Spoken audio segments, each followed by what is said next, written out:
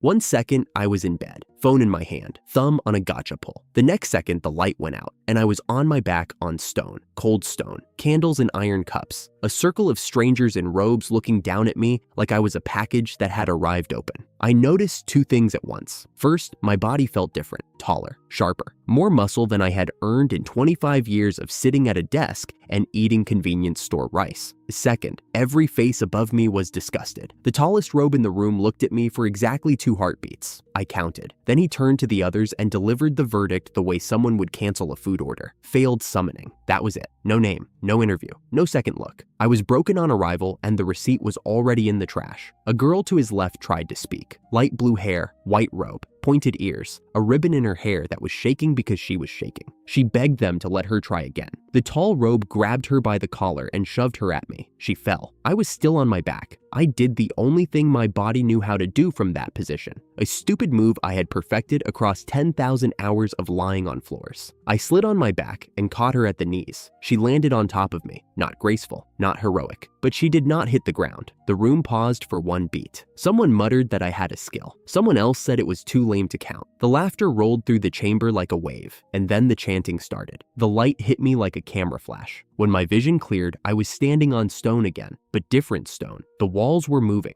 slow, grinding, closing from both sides like a trash compactor with a schedule. Lumi was crying. Not the dramatic kind, the kind where you have already accepted that this is it and the tears are just your body finishing paperwork. I thought the question, what is this place? A transparent panel blinked awake in my vision. Clean white text on nothing. Help. Tower of Doom. Crimson Empire Trial Tower. Used to dispose of failed assets and unfit envoys. Current status. Active. Projected survival rate for unaided entrants. 0. I read that last line twice. Then I said my name out loud. She said hers, Lumi, half-elf. Her father was a barbarian. Her mother was a high elf. She told me all of this in one breath, pointing at the walls that were still closing, like she wanted me to have her whole biography before they crushed us. I said we were going to leave. She stared at me like I had told her the weather was nice. Then something shifted behind her eyes. Not belief, not yet. But she stopped crying. You're amazing, she whispered. Perfect understanding of the situation. I was not sure what I had done to earn that. I had been awake in this world for about 90 seconds, but the way she said it, like she meant every syllable, like I was the first person in this chamber who had looked at her as something other than a mistake, that landed somewhere I was not ready to examine. I thought one more word, tutorial. The world dimmed, the resolution dropped, and suddenly every trap in the corridor ahead of me lit up in orange, with small arrows pointing at the parts that would end me. The walls slowed to a crawl in my vision, and every moving piece came with a label. I took her hand. We walked forward. The first trap was a wall. The tutorial showed me the timing, the gap, the safe window. I pulled Lumi through. The wall slammed shut behind us hard enough to crack the stone.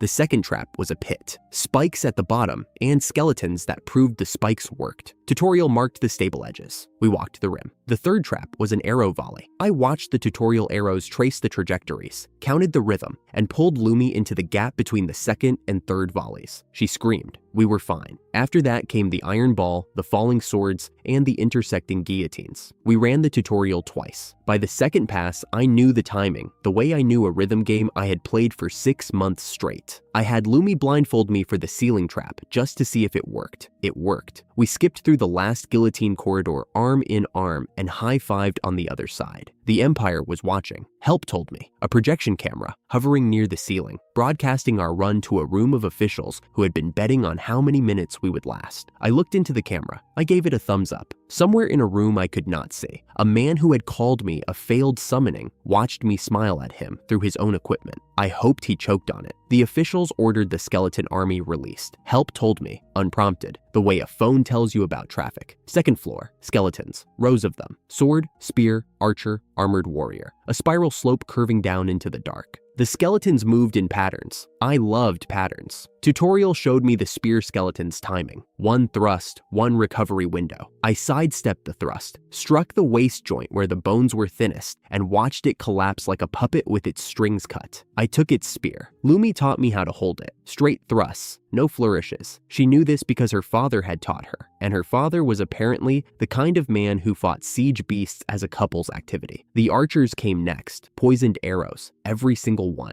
The tutorial traced the volley pattern like sheet music. We danced through it. Lumi was screaming the entire time. She was also not getting hit, so I counted that as a win. The armored warriors were tighter, packed formation, veteran grade. It took 6 tutorial passes before I found the gap in their shoulder-to-shoulder line. On the 7th, we slipped through and the warriors tangled themselves trying to follow. The skeleton general stood at the bottom of the slope. Multiple arms, multiple weapons. The strength of 10 soldiers in one frame. I wedged my spear between its arms, locked its joints, and Lumi kicked the pommel. It went down. I took its helmet and put it on. Lumi clapped. The officials watching through their camera were not clapping. I could not hear them, but I imagined they were having a very bad evening. I waved at the camera. Lumi waved too. She was getting the hang of this. The lowest floor had no exit, just a circle carved into the stone, humming with a light that made my teeth itch. Lumi recognized it and her face went white. I asked help for a rest area. Help told me there was a hidden chamber behind a dark stone on the 3rd floor entrance wall. I tapped the stone. It gave like rubber and a door slid open. The room had a table, chairs, a bed, and a partitioned spring water alcove with a wall between the two halves. We took turns. I kept my eyes on the planning maps. Help had pulled up and did not look toward the partition. Her father had apparently told her not to change in front of men. Good advice. I was not going to be the reason that advice failed. We ate calorie blocks that tasted like cheese, magic water that tasted like medicine, and a grudge. Lumi ate 3 blocks and said they were delicious. I believed her because she had no reason to lie and every reason to be hungry. I sat across from her at that small table in a room that should not have existed, in a tower that was built to kill us, and I made a decision. Not a dramatic one, not the kind with a speech, just a quiet rule I wrote into myself while she was licking cheese dust off her fingers. I was going to keep her alive. That was it. That was the rule. Everything else, every empire, every trap, every official who had looked through me like I was not there came second to that. She caught me staring and tilted her head. I told her I was thinking about the next floor. That was mostly true.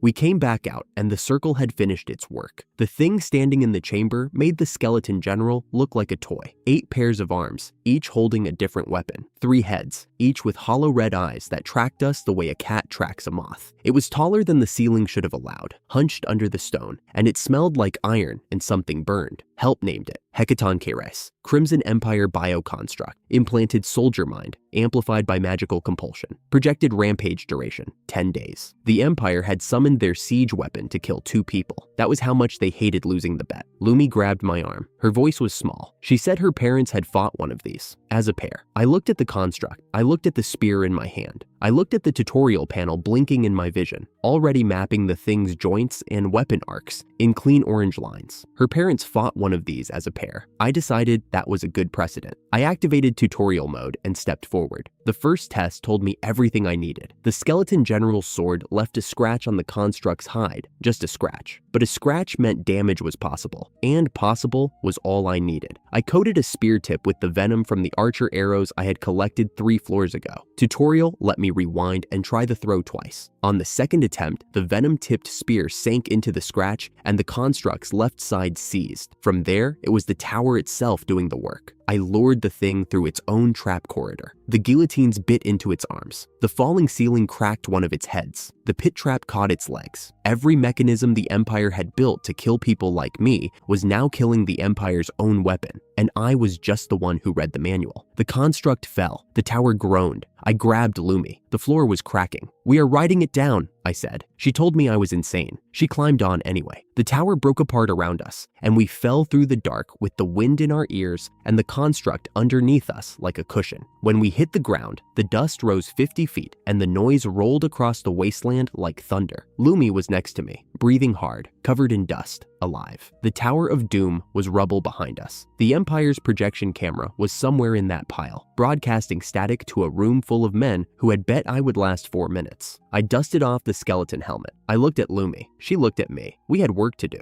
The construct was still breathing. Not real breathing. It did not have lungs, but the hide pulsed where the iron bands met its torso, and one of its 3 heads was turning, slow, the hollow red glow in its eyes scanning the dark for me. I was standing 12 feet from the thing, and it was still looking. Help said the berserk state would keep the body running on borrowed energy for up to 10 days. The mind was gone. The movement was reflex. 10 days of reflex from a creature that could level a city. That seemed like a problem I should solve before breakfast. Lumi was behind me. She had found a piece of rubble the size of a chair and was sitting on it with her knees pulled up, watching me with the expression of someone who had just survived a building collapse and was not entirely sure the universe was done with her yet. "Stay there," I said. "This will not take long." I still had 2 spears. One was coated in the skeleton archer venom. The other was clean. The wound was already open. All I needed was to put the venom into a place the construct could not shrug off. Tutorial mode lit the world in orange. The construct's pulsing torso became a diagram with arrows and labels. One label was blinking faster than the others. The crack on the construct's head, where the ceiling trap had split the hide. The gap was wide enough for a spear tip and deep enough to matter. I rehearsed the throw once. The angle was wrong. I stepped 3 feet to the right, rehearsed again. The arc was clean. I committed. The venom-tipped spear crossed 12 feet of moonlit air and sank into the crack. The construct's head jerked. The pulsing stopped. The red glow behind those hollow eyes dimmed, flickered, and went out like a phone screen timing out. The largest weapon the Crimson Empire had ever built died in the rubble of the tower it had been sent to defend. I did not feel triumph. I felt like someone who had finished a long download and could finally close the app.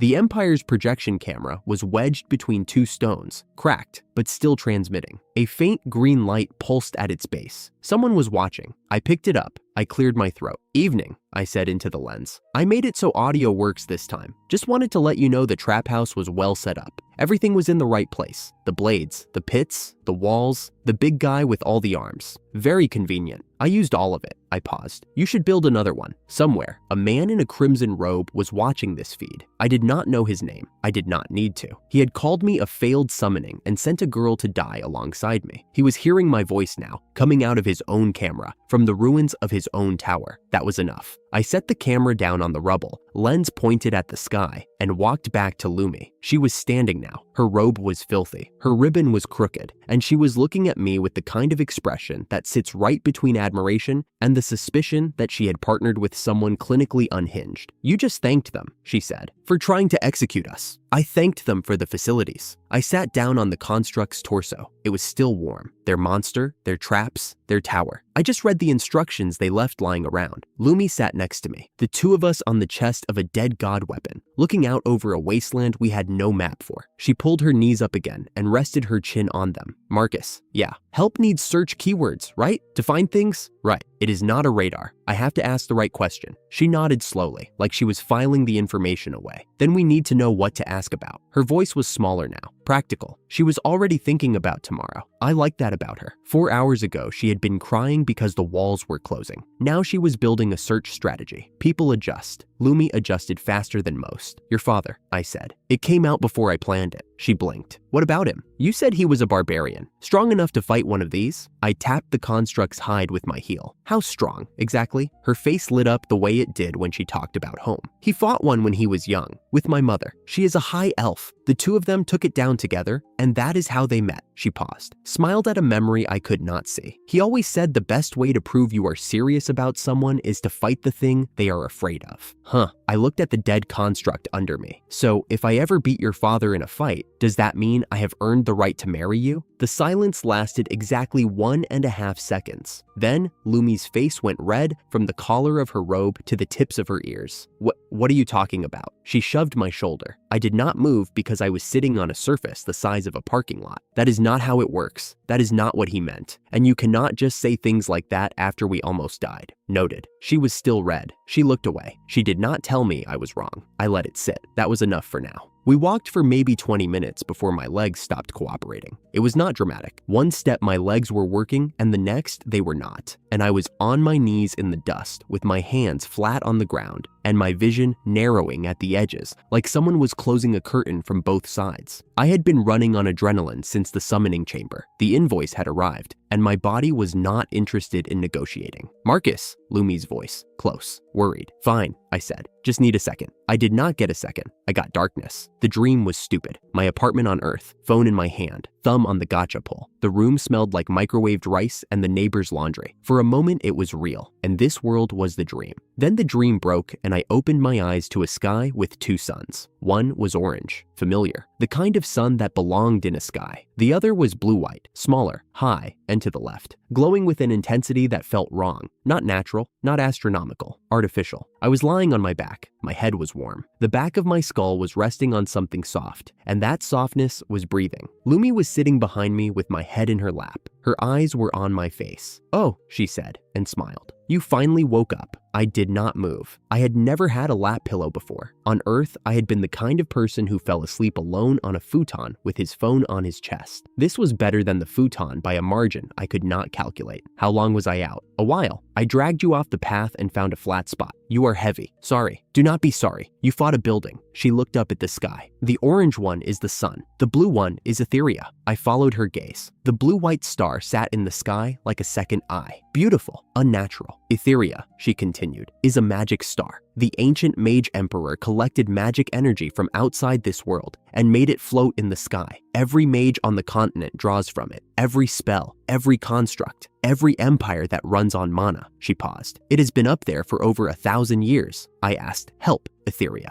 Magic accumulation device, created by the mage emperor. Current status, degrading. Estimated remaining operational lifespan, 3 years. Upon failure, continental mana supply drops to residual ambient levels. All mana-dependent infrastructure, organisms, and constructs will cease function within months of collapse. 3 years. Every empire, every weapon, every wall of magic that kept this civilization from crumbling was running on a battery with 3 years left. The construct I had killed would not have mattered in 3 years anyway. The tower would have fallen on its own. The empire that called me a failed summoning was failing itself, and it did not know it yet. I stared at the blue-white dot in the sky while Lumi's lap kept me anchored to the present. I am going to take you home, I said. She looked down at me. What? Your hometown, where your parents are. I'm going to take you there, as thanks for the lap pillow. Her eyes went wide, then wet. Then she was hugging my head against her stomach while I was still lying in her lap, which was uncomfortable, but I did not object. Thank you, she said into my hair. Thank you so much. I had a world that was ending in 3 years, an empire that wanted me dead. No map, no allies, no money, and a blue-haired priestess hugging my skull. I decided the lap pillow was worth all of it. I asked help for a hidden settlement, something close, somewhere people lived who were not the empire. Help said there was one, 12 miles southeast, combined detection blocking and visual camouflage magic. The camouflage was designed to fool magic scanners and wandering patrols. It was not designed to fool someone asking a polite question about geography. We walked. Lumi's sandals were not made for wasteland, and she told me about it at regular intervals. My legs had recovered enough to move, but not enough to carry her, which she also told me about at regular intervals. The shimmer appeared when we were close, a faint distortion in the air, like heat rising off pavement, except the air was cool. One step, we were in the open. The next step, the ravine was there, with low stone buildings tucked into the sides like someone had pressed them into the rock and hoped nobody would look twice. A man stepped out of the nearest building,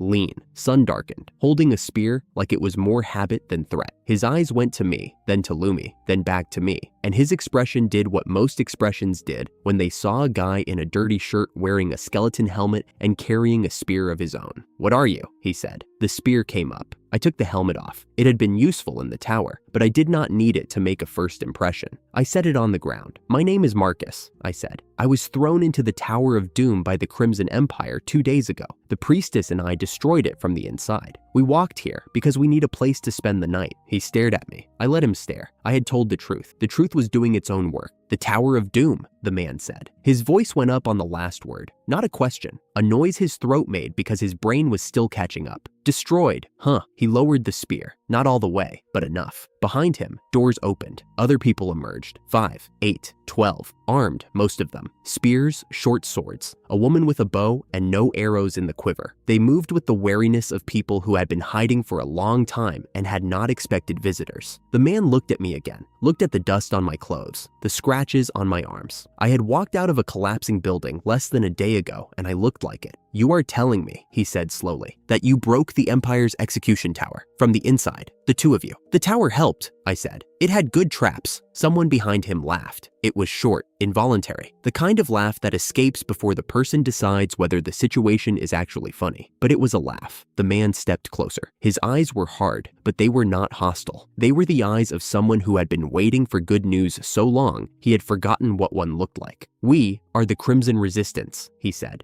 We fight the Empire, or we try to. Mostly we hide and try not to die. He looked at me, at Lumi behind me. You destroyed the Tower of Doom. It was not a question this time. It was a sentence that he was saying out loud to make it real. Yes, I said. He nodded. Then he turned to the people behind him. Get them food. Get them water. Get them somewhere to sleep. The crowd moved, not with urgency, but with purpose. Someone brought a clay jug. Someone else brought a folded blanket that smelled like dust and cedar. A woman touched Lumi's arm and led her toward a building with a lantern in the window. I stood in the middle of that small square, holding my spear, surrounded by strangers who were looking at me the way no one in this world had looked at me before. Not with contempt, not with mockery, not with the expression you give a broken delivery. They were looking at me like I was the answer to a question they had been asking for years. 2 days ago, a man in a crimson robe had looked at me for 2 heartbeats and decided I was worth less than the mana it cost to bring me here. He had called me a failed summoning. He had thrown the girl who called me here at my feet and sent us both to die. Now, I was standing in a village of people who fought that man, and they were bringing me water. I did not know how many people lived in this settlement, or how long they had been hiding, or what they had lost, but I knew what the look on his face meant. I had seen it once before, on Lumi's face, in a room with closing walls. The look of someone seeing you for the first time. I set my spear against the nearest wall. I sat down on the stone step. Lumi was already inside, and I could hear her voice through the window, bright and relieved, telling someone about the tower. The 2 suns were going down, one orange, one blue-white, 3 years before the light that powered this whole world went out. I had a place to sleep tonight. Tomorrow, I would figure out the rest. For the first time since I opened my eyes on that stone floor, I felt like I was somewhere I was allowed to be. The resistance had been welcoming us for about 6 hours before they decided we were the enemy. It started with Lumi. They pulled her to the front of the room, circled her, and one of them pressed his palm flat against her back. The glow confirmed what they wanted to hear, a spirit blessing that could absorb one clean hit, and a wind technique that could absorb another. 2 layers of defense on one girl. Their eyes lit up like she was loot. I am not interested in the resistance, Lumi said, pulling at my sleeve. They did not hear her. They were already talking over her head about rotations and deployments, and where she would sleep. I stepped forward and put my hand on the shoulder of the man closest to her. He shoved me back without looking. I hit a crate. Nobody noticed. Fair enough. I dropped to the floor and slid. The butt crawl was not elegant. It was never going to be elegant, but it covered ground through a crowd faster than walking. And by the time the nearest fighter turned around, I was already at Lumi's side, pulling her behind me. She is going home, I said. I am helping her get there. You do not get to use her. Silence, then laughter. A big man in a leather coat cracked his knuckles and said something about teaching me to speak when spoken to.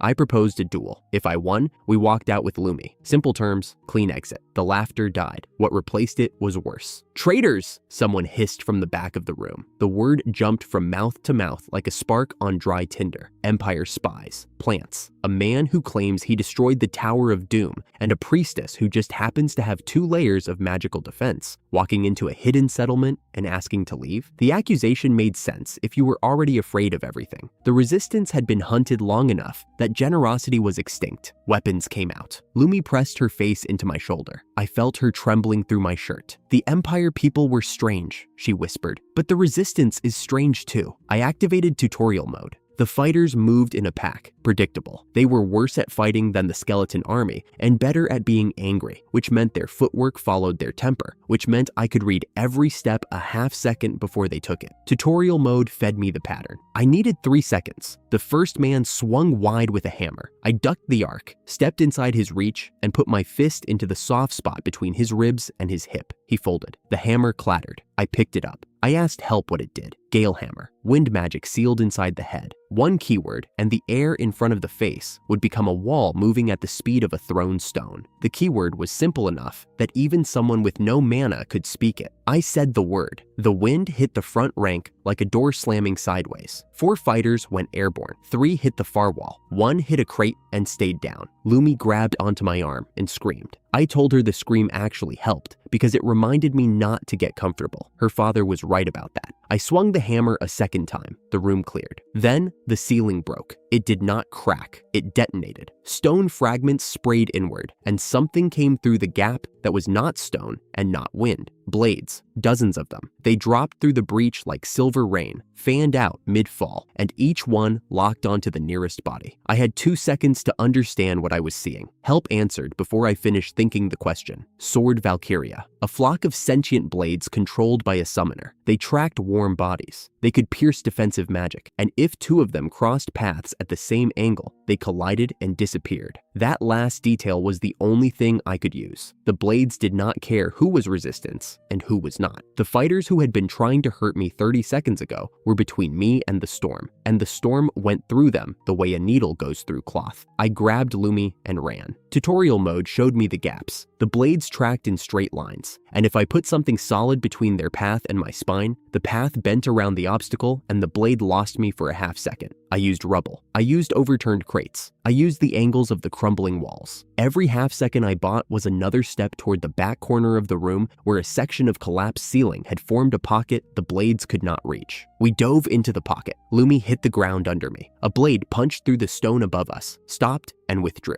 Another followed the first and clipped the edge of the rubble. Then silence. Tutorial mode ended. The dust settled. The resistance did not get out. I stood up in the wreckage and looked for the camera. Help confirmed a camera. A small hovering orb, translucent, floating 20 meters above the rubble field. It was transmitting everything below it to someone who was watching from a distance. I found the lens. I looked straight into it. Then I raised both hands and held up a double peace sign. I held it for 3 full seconds. Then I turned around, bent over, and waved through my legs. The salute was not dignified. It was not meant to be. Somewhere on the other end of that feed, a man watched a stranger mock him from the rubble of a settlement he had just leveled. A man who sends a flock of blades to flatten a building and then watches the aftermath through a camera is a man who needs to be seen winning. A man who needs to be seen winning can be led. The camera flickered. A pulse of light swept the rubble field, and something tried to lock onto me. Teleportation. It failed. I was already back in the pocket with Lumi, and whatever mechanism drove the recall could not reach through the collapsed stone.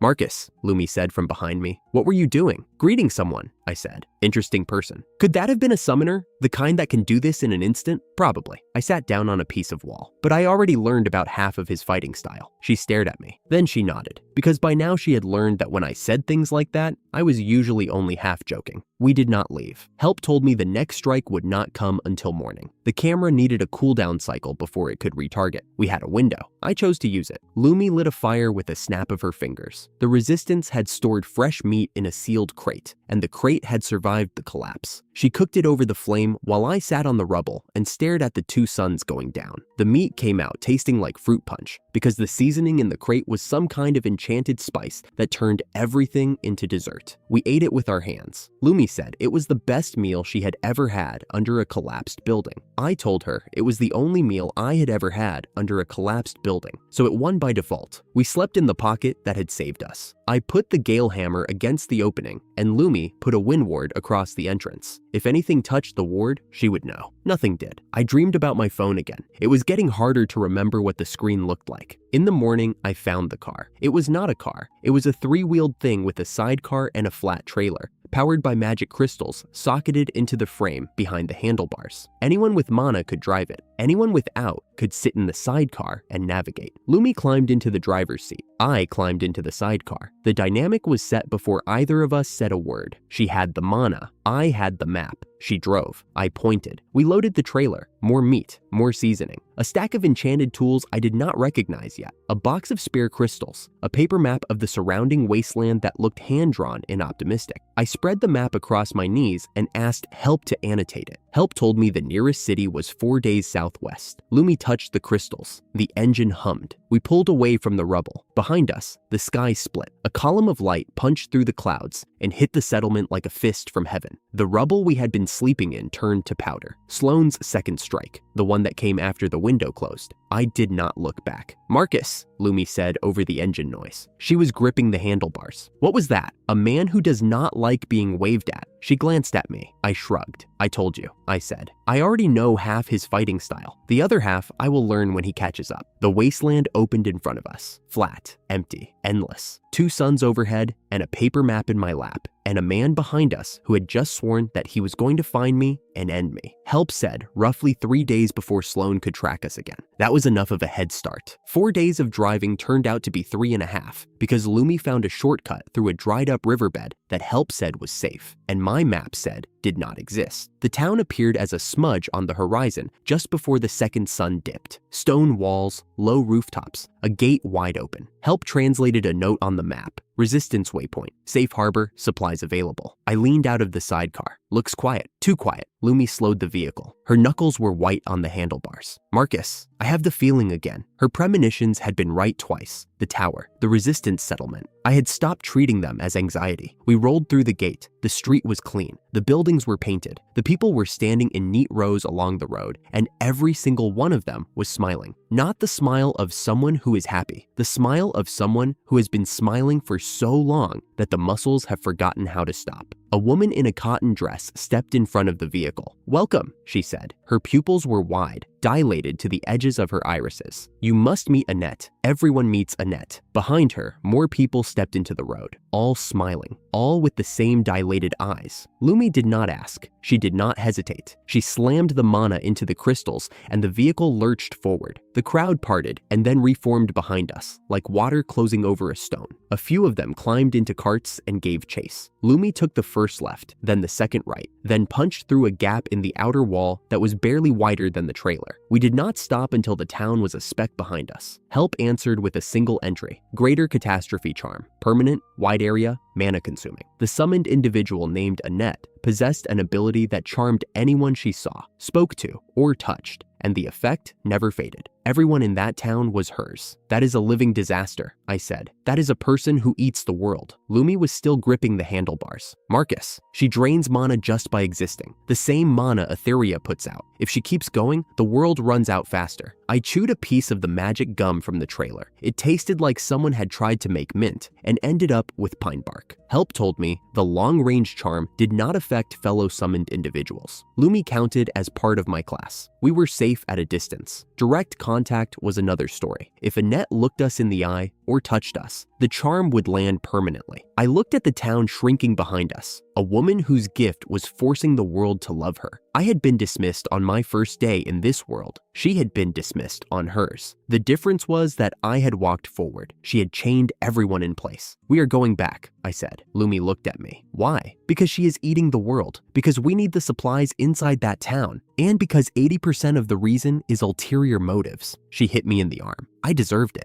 The disguise was my idea. The execution was embarrassing. I tore 2 strips from the trailer's supply tarp and tied them around our heads like headbands. Lumi braided a quick knot into hers and called it a devotion ribbon. I called mine a mistake I was committing to. We walked up to the gate. A man with the same dilated eyes and fixed grin stepped forward. I threw my arms wide. "We love Annette," I announced. "We heard about her from 3 towns away. We walked here on foot. We are her biggest fans." He did not check us. He did not search us. He nodded like a bouncer waving in regulars. "Lodging for fans is at the Imperial Envoy Quarter," he said. "Down the main road, left at the fountain." Annette approved. The town was worse from the inside. Every shop was open. Every clerk was smiling the same smile. It looked like a postcard someone had made at the point of a knife. "Marcus," Lumi whispered, walking close enough that her shoulder touched mine. "Nobody here looks like they're thinking." She was right. The charm had flattened their faces. Every expression was the same. Every voice had the same pitch. Help added that even the wind and fire in this city were charmed. No magic would function against Annette here because the ambient mana was already hers. We found the square before we found the lodging. A crowd had gathered around a raised platform in the center of town. On the platform stood a girl with pink hair tied in 2 side tails. She was small. She wore a white dress that looked like someone had designed it to be looked at from every angle. Her face was pretty the way a display case is pretty, perfect and sealed. Annette. Across from her stood a man in full magical protective gear, visor, talismans, gloves, earplugs. He held a board in front of his chest with text written on it, communicating through writing because he could not afford to let her hear his voice. I pulled Lumi behind a market stall. We watched. Annette leaned forward and said something I could not hear. Her lips moved and the envoy flinched. He held the board higher. She tilted her head. Her fingers reached toward his ear. The crowd did not react. They watched with their fixed smiles, as still as furniture. The envoy's earplugs came off. I did not see how. Her servants had moved behind him while his eyes were on her face, and by the time he noticed, the plugs were on the ground and Annette was speaking directly into the open air between them. The envoy's body seized. His hands dropped the board. For one breath, he stood there with his mouth open and his eyes wide, and then he reached for the talisman on his chest, a failsafe, the Empire's last gift to its doomed messengers. The talisman cracked and a burst of flame and wind erupted outward. It died on contact with the air. The fire dissolved. The wind curled back on itself and vanished. The envoy did not get up. "Run," I said. Lumi and I turned our backs. I shouted the first nonsense that came to mind, loud enough to drown out any sound from the square. Help had found the countermeasure buried in the Empire's own destroyed reports. Keep your back turned, keep talking, and move. The charm needed a vector. Deny it every vector at once, and you could survive the proximity. We walked fast. We talked loud. We did not look back. "Marcus," Lumi said through a forced laugh that sounded like she was about to cry. "That man just tried to fight her with the Empire's best equipment, and it did nothing," I noticed. "So what are we going to do?"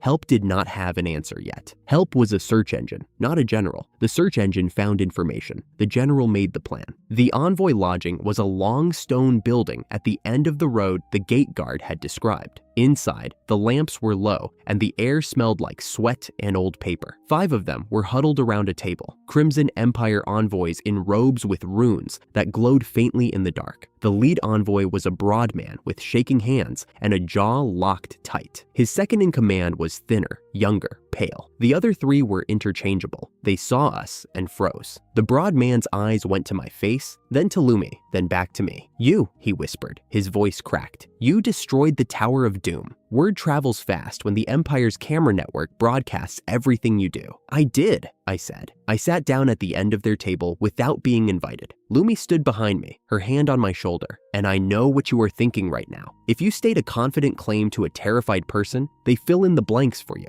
The broad man went pale. His second in command went paler. "Your envoy just failed in the square," I said. "Your failsafe did not work. Your protective gear did not hold. You have been coming to this city with gifts and written notes and charm-resistant talismans. And every single time, Annette strips your people bare and adds them to her collection. You have no plan left." Silence. The broad man swallowed. "I have a plan," I said, "but I need 2 things. First, every piece of intelligence you have on Annette's defenses, her constructs, and the layout of this city. Second, the explosive fireball staff your delegation brought as a last resort." The thin envoy at the back of the table stood up. His robes were the gaudiest in the room. "Rely on a failed summoner with no magic?" His lip curled. "We of the noble magical class do not fawn over a discarded product." I looked at him for a long time, long enough that the room noticed, long enough that his contempt began to wobble. "You are going to be very useful tomorrow," I said. "Remember I said that." The broad man unlocked a case under the table and slid the staff across. Black iron, 3 crystal bands, 3 charges. He told me the keyword, Lumi cooked. She used the last of the mana recovery potions as herb substitutes. The stew tasted like a healing potion that was also somehow soup. The envoys ate it in stunned silence. During the meal, the thin envoy sat as far from me as the table allowed. Good. I had already decided where he was going to stand in the morning. I asked help something new.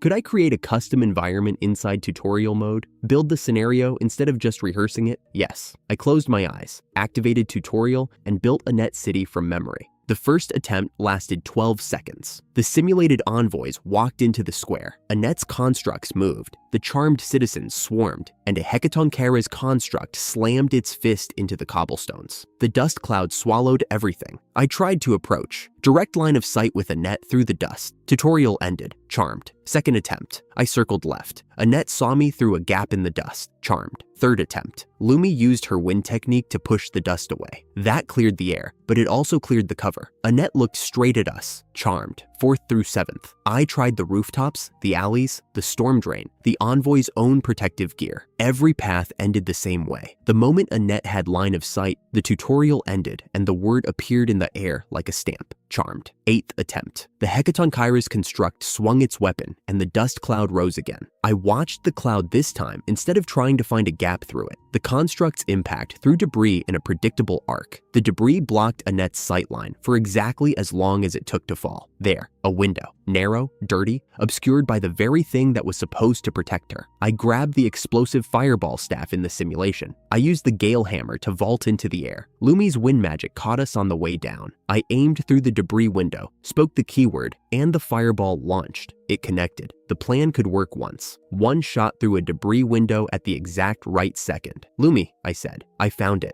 The next morning, we ran it for real. The envoys walked into the square first. The broad man had agreed to the plan because he had no other plan. The thin envoy had agreed because I told him he was going to be the one standing closest to Annette when the distraction started. His face was the color of old paper. Annette appeared on her platform. She tilted her head the way she always did, and her servants moved toward the envoys, and the envoys began to stiffen as the charm stripped their resistance layer by layer. The broad man held his written board up. The thin man did not. Within a minute, the thin man was on his knees, smiling, his eyes as wide and empty as the rest of the town. The constructs moved. 2 hecatoncheires, both ancient, both near the end of their lifespans, both swinging weapons that could flatten a building. One of them brought its fist down on the cobblestones 50 feet from the platform. The dust cloud went up exactly the way it had in the tutorial. Now, I said. Lumi threw her wind magic under our feet. The gale hammer caught the air and we launched. We rose above the rooftops. The world tilted. The dust cloud was below us, thick and brown and perfect. Through the gap in the debris, I could see Annette's platform, the shattered planks, the edge of her white dress. I aimed the staff. I spoke the keyword. The fireball punched through the dust and hit the platform dead center. The wooden frame splintered. The decorations around Annette shattered outward. The blast wave threw charmed citizens off their feet. For one breath, the air was fire and noise and broken wood. Lumi's wind cushioned our landing on a rooftop 2 blocks away. My ears were ringing.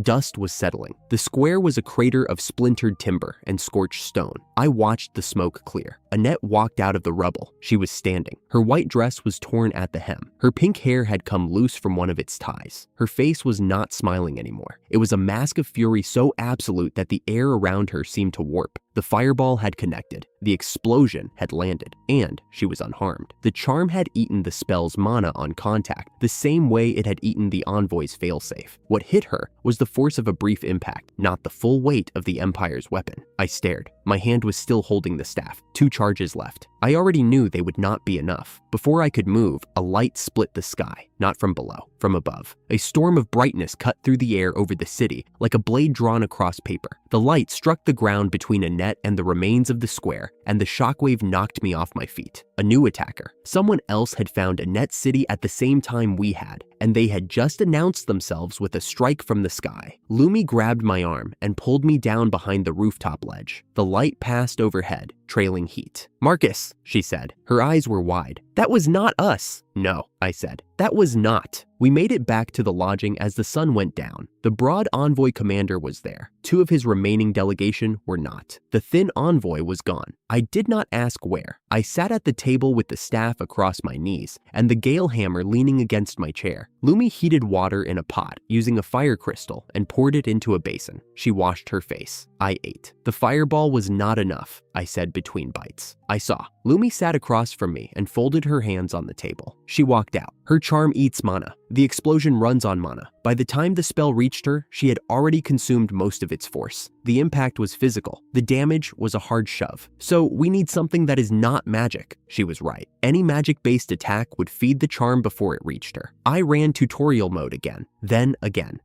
once more. Every simulation ended the same way. The fireball was not enough. Annette stood up every time. "Tomorrow," I said. "I will find a way tomorrow." Lumi looked at me for a long time. "You have never said that before." She was right. This was the first time I had run out of steps. I set the plate down. The envoys were mostly gone. The constructs were still standing. Annette was still standing. I went to a separate room. I sat on the floor. I closed my eyes and ran the tutorial again. This time, with the storm of light included as a variable. It was going to be a long night. The answer came at some hour I had stopped counting. I had run the tutorial 41 times. 40 of them ended the same way. Annette stood up. The charm ate whatever I threw, and the word appeared in the simulation air like a verdict I was not allowed to appeal. Charmed. 41 was different. The storm of light. The one from above. I had included it as a variable because it was a real thing that had happened. and I was tired of pretending the board only had 2 players. In the simulation, the light struck while Annette was still reeling from the fireball's physical impact, not at her body, at the ground beneath her. The binding source, the anchor point where her charm radiated from, cracked under a force that was not mana-based. The swords were physical. They cut what the spell could not burn. Help filled in the rest. Sword Valkyria. The cutting edge was steel. Steel did not need mana to cut. Annette's charm could eat spells, but it could not eat a blade that was already moving. I opened my eyes. The plan was ugly, but it worked. I would hit the binding source with the fireball to crack the anchor. Annette's charm would eat the mana, but the physical force would fracture the point that held the network in place. Then, whoever was flying the swords would finish what I started, because whoever it was had already tried once and would try again. I did not need to control the storm. I just needed to time my strike so the storm had something to hit. Lumi was already awake when I came out. She had packed the leftover envoy food into the trailer and strapped the fire crystal into the console. "Did you find it?" she asked. "Close enough." I gave her the short version. The constructs would move first. The dust would rise. I would vault. She would cushion the fall with wind, and I would aim the fireball at the binding source beneath the platform. The charm would eat the spell's mana, but the force would crack the anchor. After that, the storm from above would close the rest. "You are betting on someone you do not know," she said. "I am betting on someone who already attacked once and missed. People who miss do not stop." She thought about that. Her eyes were calm, less startled than I expected. She had spent the night listening to me mutter through 41 simulations, and apparently that was enough to steel herself for the morning. We walked to the square. The construct was still there, standing over the crater from yesterday. Annette's servants were sweeping cobblestones with the same fixed smiles. The construct saw us first. It turned, and that was enough. The dust went up. Charmed citizens scattered. Annette appeared on what was left of the platform. She was shouting at her servants. I did not listen. Everything she said was an order to look at her, and I was not going to do that. Lumi threw the wind beneath us. I swung the gale hammer into the ground, and the recoil launched us both. The world tilted. Below us, through the dust, I could see the base of the platform, the stones beneath it, the spot Help had marked in the simulation as the anchor. I aimed the staff. 1 charge left after this. I spoke the keyword. The fireball punched through the dust and hit the ground beneath the platform. The stone cracked. The wooden frame above it buckled. Annette stumbled. For 1 second, the fixed smiles on every face in the square flickered. Lumi's wind caught us. We landed 2 blocks away on the same rooftop as yesterday. My ears rang.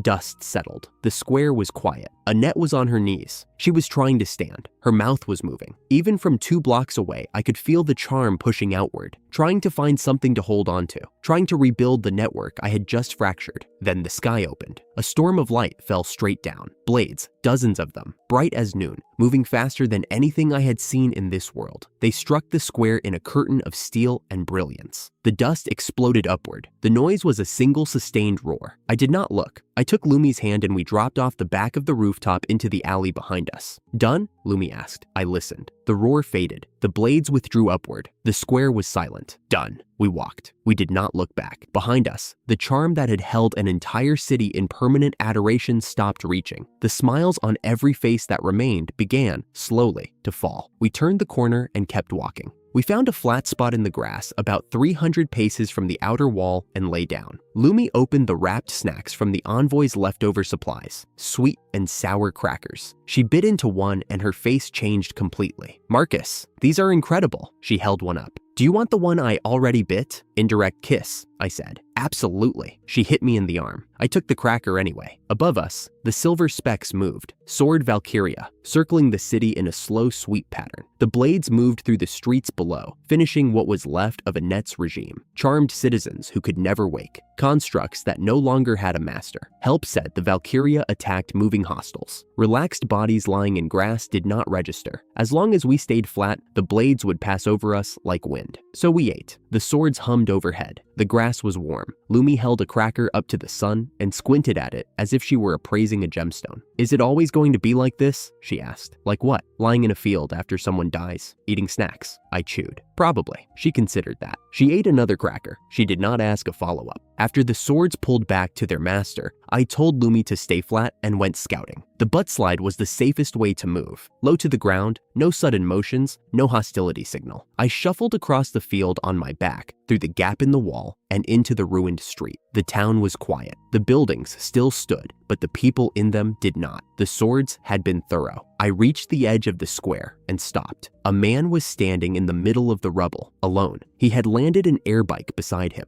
a sleek black machine with wheels that had spread outward into flight stabilizers. He was staring at the crater where Annette's platform had been, and his face was fury so absolute it had gone past shouting and arrived at silence. Sloan. The name came from the pattern, the storm of swords, the attack on the resistance hideout, the hovering blade that had tracked us through the wasteland. Same flock, same rage, same man. He was talking, to himself, to the wreckage, to the sky. I was close enough to hear. He swore he was going to find me. He swore he would tear down the Crimson Capital stone by stone to draw me out. He swore the empire that had failed to kill me would pay the price for hiding me. He did not know I was 30 paces behind him on my back in the dirt. I watched him climb the air bike. The wheels folded. The machine rose. He turned north toward the Crimson Heartland and accelerated until he was a black dot against the two suns. I stayed flat for another minute. Then I slid back to Lumi. He is headed for the capital, I said. Lumi looked up from the last cracker. Who? Sloan, Twin Blade Empire Summoner. He sent the storm from above. He thought I was inside when the blades came down. He could not find my body in the wreckage, so now he is going to destroy the Crimson Empire to flush me out. She processed that in 2 blinks. He is going to attack the capital because he is angry at you? He is going to demolish it, and you want to follow him.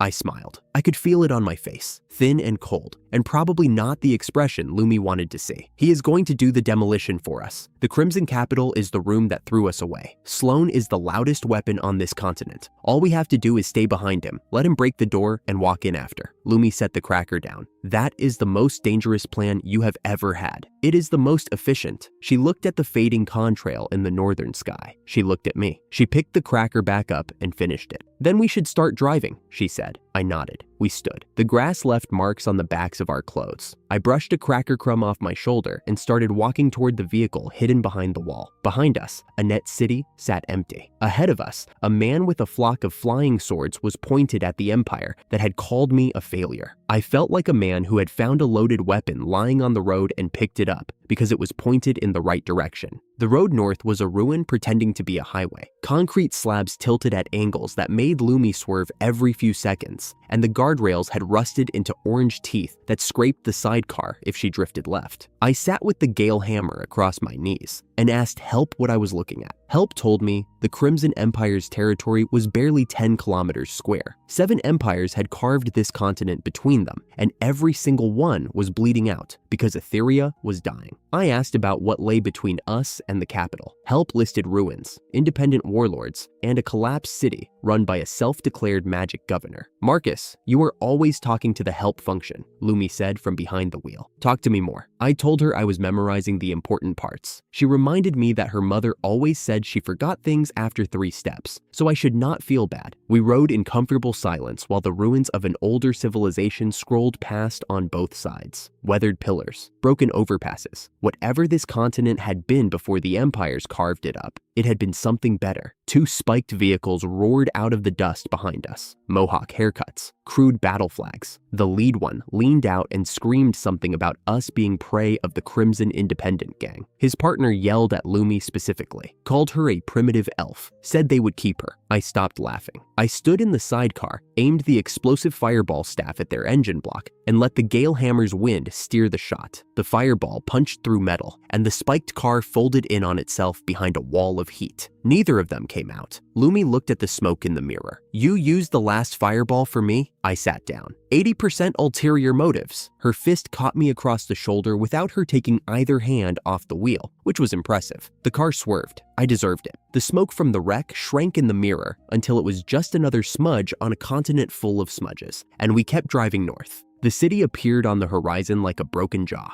Towers with their tops sheared off, streets full of rubble. The moment we rolled within range, light arrows came screaming out of the ruins. Mage holdouts who hoarded what was left and shot anything that moved. I ran a quick tutorial on the Gale hammer's deflection arc. Wind caught the arrows and scattered them. Lumi yelped, but kept driving. I had an idea, a stupid idea, the kind that only works because nobody expects it. I told Lumi to turn around. She stared at me like I had asked her to park in a volcano. I explained. She stared harder. Then she turned the wheel. well. We found what was left of the independent rogues within 20 minutes. A convoy of spiked cars with fire-breathing creatures lashed to their hoods, led by a tall dump truck of a vehicle with a throne bolted to its roof. I leaned out of the sidecar and waved. They took the bait. Of course they did. The whole convoy came screaming after us. I told Lumi to aim for the city gate. The mages saw the rogues coming and panicked. Spells flew. The rogues charged. The two worst factions in the wasteland slammed into each other with everything they had, and I ran a tutorial on the timing. The magic car's fuel cell was going to blow in about 8 seconds. Jump, I said. Now, left. Lumi grabbed my arm. I grabbed the gale hammer. We threw ourselves sideways off the car and hit the rubble rolling. Behind us, the car punched into the city gate. The fuel cell cracked, and everything inside a 30-meter radius turned into noise. I lay in the dirt with Lumi's elbow in my ribs and listened to two factions tear each other apart on the other side of a rubble wall. Every hostile thing between here and the tower had just been introduced to every other hostile thing, and I had not spent a single spell doing it. Lumi pulled her face out of the dust and looked at me. All of this for a bath? All of this for your bath, I said. We walked into the city through the smoke. The surface-level mages were either gone or busy with the rogues. I picked up a pair of magic wands from a body that was not using them anymore and kept moving. Then I saw the runners, adults in rags, sprinting down the main road with metal rings clamped to their necks and wrists. The rings pulsed with a faint green glow. Behind them, mages in robes lounged on rubble piles and jeered. One of the runners stumbled. The ring on his neck flashed red. He did not get up. Help told me. Binding oath rings, the property of a mage who called himself the Magic Governor. Every ring was synced to a pulse from his throne. Disobey the pulse, and the ring discharged. Standing still counted as disobedience. Lumi's hands balled into fists at her sides. She did not say anything. She did not need to.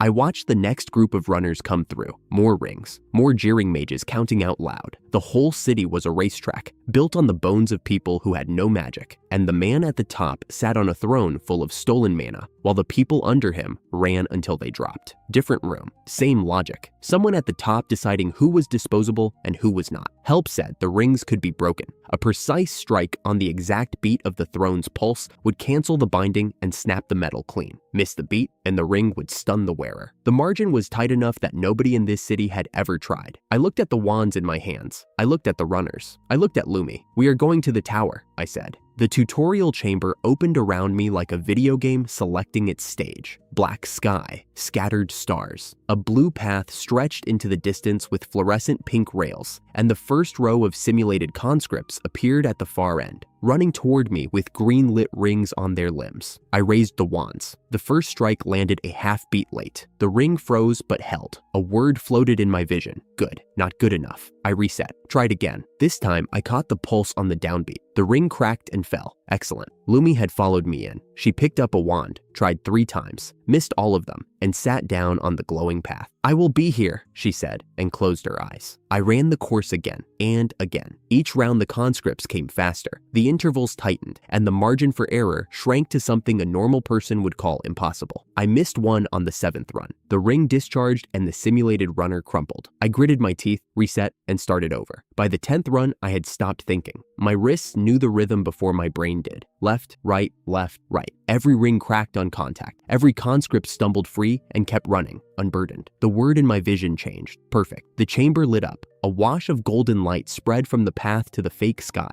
and a triumphant sound I had no name for rolled through the void like sunrise compressed into 2 seconds. Lumi jerked awake. What happened? Full combo. I twirled the wands once and tucked them into my belt. We move at dawn. She rubbed her eyes, looked at the fading light show, and decided she did not need to understand. That was fair. Neither did the wizards. Dawn came in orange over the rubble. The conscripts were already on the course, metal rings glowing faint green on their necks and wrists, and the wizards lounged in the wooden stands above them with wands balanced on their knees. Nobody looked at us. Nobody ever did. I told Lumi the plan one more time. She nodded, crouched beside me at the edge of the course, and raised both hands. Ready? She asked. I pulled both wands. The conscripts ahead were lined up in rows, rings pulsing with that faint green rhythm I had drilled into my skull all night. Go! The wind hit me from behind like a freight train. My feet left the ground. I shot forward over the packed dirt and cleared the first row of conscripts before any of them registered what had happened. I landed far ahead of the pack in a crouch, dust blooming around my knees, and stood up facing all of them. The wizards in the stands paused mid-conversation. Somewhere a wand clattered against wood. I lifted both wands and announced, loud enough for every ring and every stand to hear, that I was going to free every single person on this course. The silence lasted about 2 seconds. Then the first conscript started running toward me because that was all he knew how to do. I met the first runner at a jog. I tapped the left wand against his ring on the downbeat, swung the right wand into the follow-through. The ring cracked open and fell into the dirt. Good. The man stopped running. He looked down at the ring. He looked up at me. I was already past him. Second runner, same rhythm. The ring opened cleaner. Excellent. Third runner, and I did not even slow down. Both wands moved together. The ring split on contact. Perfect. The timing locked into place. After that, I stopped counting names and started counting beats. Perfect. Perfect. Perfect. Every conscript I passed lost a ring. Every face went through the same 3 stages. Confusion, then disbelief, then a stillness heavier than either. Some stopped running. Some sat down right where they stood. One woman pressed both hands over the bare skin on her neck, where the ring had been, and just breathed. The wizards figured it out about halfway through.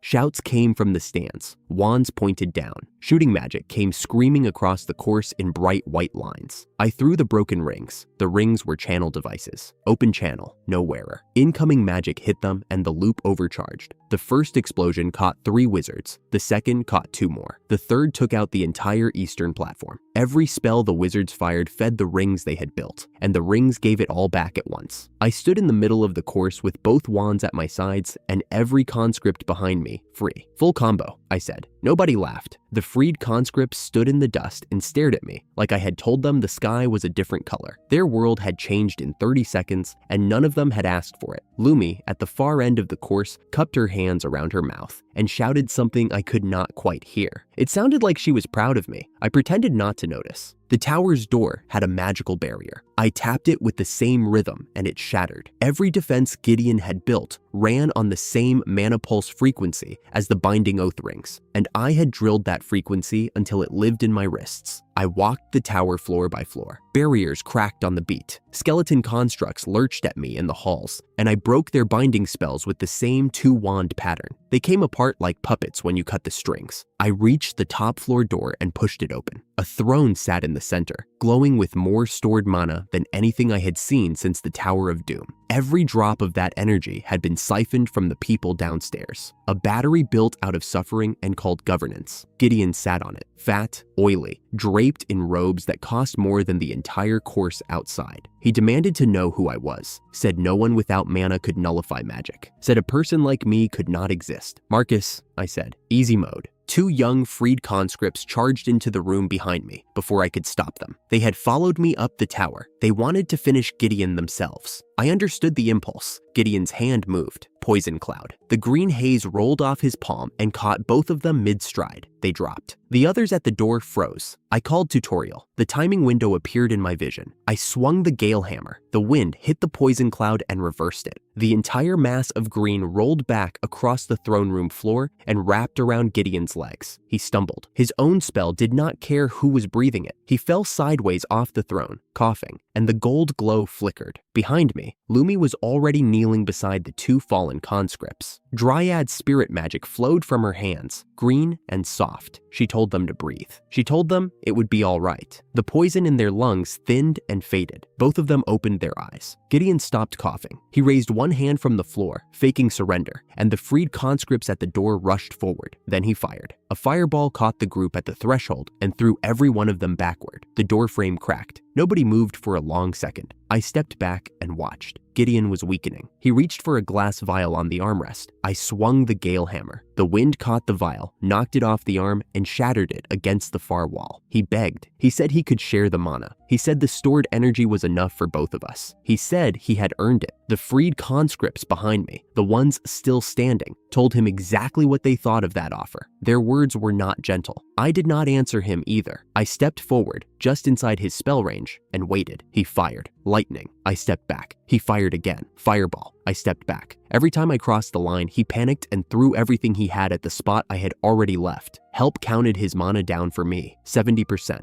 50, 30. Each spell he cast was another chunk of the hoard he had spent years building, poured into the floor because a man with no magic kept standing just close enough to scare him. 10%, 5, empty. I walked past him to the throne. He grabbed at my ankle and missed. I put both hands on the armrest and spoke the incantation Help had found, buried in the Empire's emergency protocols. The backdoor chant, the one built for emergencies, where a non-mage needed to release stored mana. I told the mana where to go. The throne cracked down the center. Gold light poured out of the crack, hit the floor, and punched straight through the stone into the earth below. The rumble shook the tower from basement to roof. Water, hot water. A column of it erupted from beneath the throne and blasted through the ceiling, carrying steam and stone, and the last of Gideon's hoarded power with it. Gideon lay on the floor of a room that was no longer a throne room. It was a fountain. His stored mana, every drop of it siphoned from the people he had bound, was now pouring out of the earth as hot spring water and flooding the streets below. His life's work was bathwater. He did not survive the loss. The man whose entire existence had been built on the hoard watched the hoard turn to steam, and whatever was left of him went with it. I looked at Lumi. She was staring at the water rising around her ankles with the expression of someone who had just been handed a gift she did not know she was allowed to want. Steam curled around her shoulders. The freed conscripts at the door stared at the water pouring down the stairwell and did not speak. Bath time, I said. The city reformed itself around the water. The throne kept pumping. Hot water filled the craters and the collapsed buildings, and by evening, the streets that had been a racecourse and a prison were a chain of pools linked by warm streams. The tower spouted water into the sky like a geyser. A rainbow sat above the tower and did not move. The wizards collapsed with their own system. Their rings overloaded the moment the throne's conversion loop reversed. The freed conscripts hauled them out of the water on my order. I told them the spring would get dirty otherwise. Lumi and I took turns at the spring behind a partition screen the freed conscripts had rigged from salvaged wood. I went first. The heat pulled every ache out of my shoulders and my back, and the place behind my eyes where tutorial mode lived when it was not running. I had not been clean since before the summoning. Lumi took her turn after. I heard splashing and a small bright sound that was unmistakably delight. She shouted that the water went as far as she could see. She shouted that it felt incredible. I sat on the other side of the screen and listened and decided that this was worth a tyrant's throne. The freed women settled into their own section of the spring on the far side of the old course. The freed men spread out along the main pools. For the first time since the wizards had come, the city had people in it who were not running. Majari appeared at the edge of my pool, freshly washed, his beard dripping. He thanked me, not with the frantic gratitude of a man who had just been saved, but with the slow, careful words of a man who had not been thanked in years and was trying to remember how the ritual worked. He said I had freed everyone. He said I had given them water that was warm for the first time in their lives. He said I might be a sign of changing times. I told him I had mostly done it for the bath. He laughed. It was the kind of laugh that breaks something loose in a person's chest. Then the freed conscripts behind him started calling my name. Not Marcus. They called me Easy Mode. The man who made the whole system look trivial. The man who walked the course, broke every ring, cleared the tower, and turned a tyrant's hoard into a public bath like it was all the same difficulty setting. Easy Mode. The name rose through the steam and the evening light and settled on me whether I wanted it or not. This one was better than the last name I had been given. The thugs arrived last. The surviving enforcers from Gideon's regime climbed the rubble, slipped on the wet stone outside, picked themselves up, and stared at the pools like they had never seen warm water before. Mojari walked over to them, soaking wet and grinning, and delivered a lecture on bath etiquette that lasted longer than my fight with Gideon. They listened. They stripped off their gear and climbed in. Nobody stopped them. Lumi came back with her robe damp at the hems and her hair curling from the steam. She sat down next to me on the rubble wall overlooking the pools. The steam carried the sound of voices talking at a normal volume for the first time in this city's recent memory. I asked Help where Sloan was. Help told me, at the border, arriving at dawn. The bath was the halftime, not the ending. I watched the rainbow and the steam and the people below and let myself have the evening anyway. I woke up because Help woke me up. The notification was simple. Sword Valkyria. Overhead. Closing. I rolled off the warm stone, pulled my shirt on, and climbed to the roof of the nearest building. The sky above the hot spring city was the color of an old bruise, and in the middle of it, catching the first light like a school of silver fish, were the swords, hundreds of them, drifting in slow formation above the steam. Sloan had found us. I had known he would, but knowing and seeing are different animals, and the animal above me right now had teeth. One of the Gurentai posted on the north wall did not get the chance to learn that difference. A single sword peeled away from the flock, dropped straight, and went through him before he could turn around. The city woke up screaming. The Gurentai leader was in the square below, barking orders, while the freed conscripts huddled behind overturned carts. "I am the one he is chasing," I said. The leader turned. I could see the math in his eyes. Marcus of Easy Mode, the man who broke their chains yesterday, standing in front of him now and claiming ownership of the storm overhead. "I need a magic car," I said. "Lend me one, and I will drag every blade out of this city." He did not need convincing. The Gurentai's spiked car sat behind the square wall. They pushed it out. I gave the freed conscripts the speech they wanted. The hero walking into the storm. Every word of it was a lie. I was not protecting Hot Spring City. I was borrowing Sloane's rage and pointing it at the Crimson Capital. Lumi climbed into the driver's seat. I climbed into the sidecar. The Gurentai waved us off like we were going to war, which, technically, we were. The moment we cleared the city wall, every sword in the sky pivoted and followed. The first 60 seconds were a disaster. Lumi jerked the wheel left. A sword punched through the road where we had been. She jerked right. Two more came from behind. I swung the gale hammer overhead and knocked the closest one out of the air. It screamed. The sound was somewhere between a tea kettle and a child. "Tutorial," I said. Time stopped. Lumi froze mid-scream. Help overlaid the sword's trajectories in thin blue lines. 2 attack paths, straight down or circling behind. No third option. The impatient ones were the key. Some blades had personalities. Sloan controlled them with his mind, but a few did not wait for orders. They charged early. When I provoked Sloan harder, the impatient ones collided with the disciplined ones in midair, shattered each other, left gaps, safe zones. I ran the tutorial 17 times. Lumi died in 6 of them. I died in 4. By the 8th loop, we had figured out the route. By the 15th, Lumi could drive it with her eyes half shut. I ended the tutorial. In the real world, Lumi's hands found the pattern without being told. Left, straight, hard, right, brake. Accelerate through the gap where 2 impatient blades had just shattered each other. I stood up in the sidecar, pulled a strip of cloth from the car's mounted flag,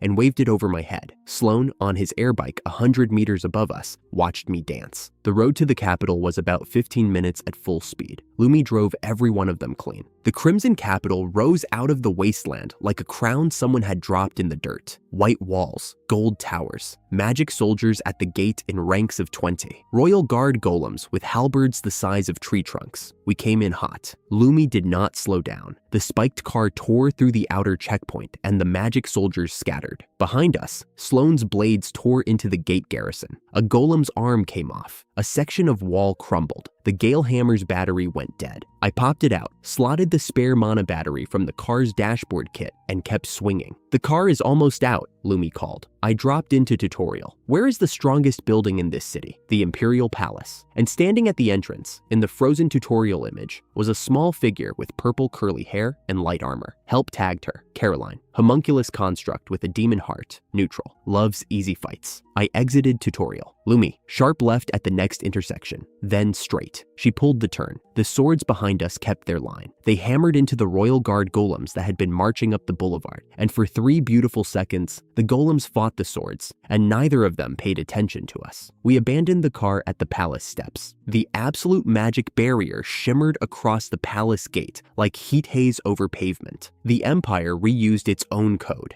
Gideon's rings, the tower's lock walls, and now the palace barrier all ran on the same pulse frequency backbone. I pulled both wands and tapped the barrier in the rhythm I had drilled into my bones across 2 cities and 1 death tower. 1, 2. 1, 2, 3. Hold, strike. The barrier flickered. For 1 heartbeat, it was not there. Lumi grabbed my arm and we ran through. Behind us, Sloane's airbike slammed into the barrier's return pulse and bounced. His mana signature was foreign. Mine passed because there was nothing to reject. 0 mana. The Empire's greatest defense could not stop me for the same reason the Empire had thrown me away. I had nothing in me worth blocking. Inside, the marble floor was cracked and the gold leaf on the pillars was peeling. And at the end of the hall, standing with her weight on 1 hip and her head tilted like a bird studying a worm, was Caroline, small. Purple curly hair cut in a bob. Light armor over a frame half my size. A black tail curling behind her ankles. I waved. 1 beat, 2 beats. Caroline waved back. Lumi, still breathing hard from the run, leaned close to my ear. She reminds me of you. Outside, Sloane's voice hit a pitch I did not know a human throat could reach. His airbike circled the palace grounds like a wasp outside a window, and not one of his swords could follow him in. I looked at the small purple-haired girl at the end of the hall. She was still waving. The last day of the Crimson Empire had begun, and I had just walked through the front door. Caroline was watching us, the way a cat watches a new toy being placed on the floor. I walked toward her. Lumi stayed a step behind me. Outside, the muffled roar of Sloane's swords hammering the barrier sent vibrations through the marble. Caroline, I said. Her tail stopped mid-swing. You know my name? Her head tilted. Wait, did Silas tell you about me? He mentioned a few things. I stopped 3 paces from her. Small, dangerous, loves easy fights. Her tail started wagging again, fast this time. Silas is the 17th emperor, she said, as if that were a perfectly normal thing to volunteer. He told Caroline about you too, the man who destroyed the Tower of Doom. She leaned forward on her toes. You do not look very strong. Behind me, Lumi made a sound that was half laugh, half sigh. She had heard that line before. Everyone said it. I pointed toward the barrier. The sound of Sloane's swords was getting louder. The whole hall trembled. Dust fell from the ceiling in thin streams. The man outside, I said. Sloane, his swords have independent will. They are fast, they track targets, and there are enough of them to blot out the sky. I paused. But they get confused when they have to share a target. I need someone who can cross a gap in a single heartbeat and land one clean strike. Caroline's eyes went wide, not with fear, with something closer to Christmas morning. Really? She bounced on her heels. Caroline loves easy fights. Lumi grabbed my arm. Wait, me too? I am part of this? You are 99% of why I am doing this, I said. I did not look at her when I said it. I looked at Caroline. My name is Marcus, Marcus of Easy Mode, and this is Lumi, my important companion. The words landed in the hall like a stone dropped into still water. Lumi's grip on my arm tightened. She did not say anything. She did not need to. Caroline's tail wagged so hard her whole body swayed. Easy mode, she repeated. Caroline likes that. I pulled them both into tutorial mode. The world froze. The sound of Sloane's swords vanished. Caroline appeared in the simulation beside us, and she looked around the frozen world with genuine delight, like a child seeing snow for the first time. The world distorted, she whispered. Marcus, you used an incredible power. I used a help menu, I said. Let me show you where to stand. We ran the simulation 3 times. In the first loop, I showed Caroline the geometry. Sloane's swords came from above. They tracked my movement. When I zagged, the swarm split. When the halves crossed, blades collided. The collision window was narrow, less than a second of clear air. Caroline watched the gap form with her arms crossed and her tail perfectly still. Caroline can cross that, she said. Not a boast, a measurement. In the second loop, we added Lumi. She climbed onto my back in the simulation the way she had climbed onto my back on the Wasteland Road. Her spirit magic corrected our balance. The zigzag smoothed out. The gap widened by a fraction. Caroline noted the difference. In the third loop, everything ran clean. I zagged. Lumi adjusted. The swords collided. The gap opened. Caroline crossed it in a blur of purple light and landed on the other side with her hands still glowing. Easy, she said. Her tail was wagging again. She turned to Lumi. Your friend is strange. He fights by not fighting. He fights by reading, Lumi said. She was still on my back in the simulation. I could feel her arms around my neck, even though none of this was real yet. He always has. I ended tutorial mode. The world snapped back. The sound of Sloane's swords returned. The dust resumed its slow fall from the ceiling. The 3 of us stood in the entrance hall of a crumbling empire, and the plan was set. The barrier came down. The sound hit us first, a shriek of displaced air, then the rain. Hundreds of silver blades poured through the shattered dome. They filled the space above us like a school of fish made of murder. Fragments of painted fresco fell around us in slow spirals. Sloane's voice carried through the storm. He was screaming about running, about mockery, about how this ended here. I did not bother translating. The man had been chasing me since the day I flashed a double peace sign at him through his own camera feed. He had spent every day since then proving I was right to make him my enemy. I remembered the hideout, the bodies, the people who had taken Lumi and me in for one night and paid for it with everything. Sloane had not killed them because they mattered to him. He had killed them because they were between him and me. That was who he was, a man whose swords fell on bystanders first. I crouched. Lumi climbed onto my back. Her spirit magic wrapped us both in a thin shell of corrected balance. We had practiced this, 17 tutorial loops. She knew the rhythm better than I did. I swung the gale hammer. The blast of compressed air punched us sideways across the chamber floor. Sloane's swords dove at where I had been. I was already 10 paces to the left, sliding on marble dust. I swung again, right this time. The swords screamed after us. But here was the thing about Sloane's swords. Each one had its own will. Each one wanted to be the blade that landed the kill. And when 200 blades with 200 egos all dove at the same moving target from 200 different angles, they did not coordinate. They competed. The first collision happened 6 paces behind me. 2 swords slammed into each other in midair and shattered. The sound was like a bell breaking. Then 3 more. Then 10.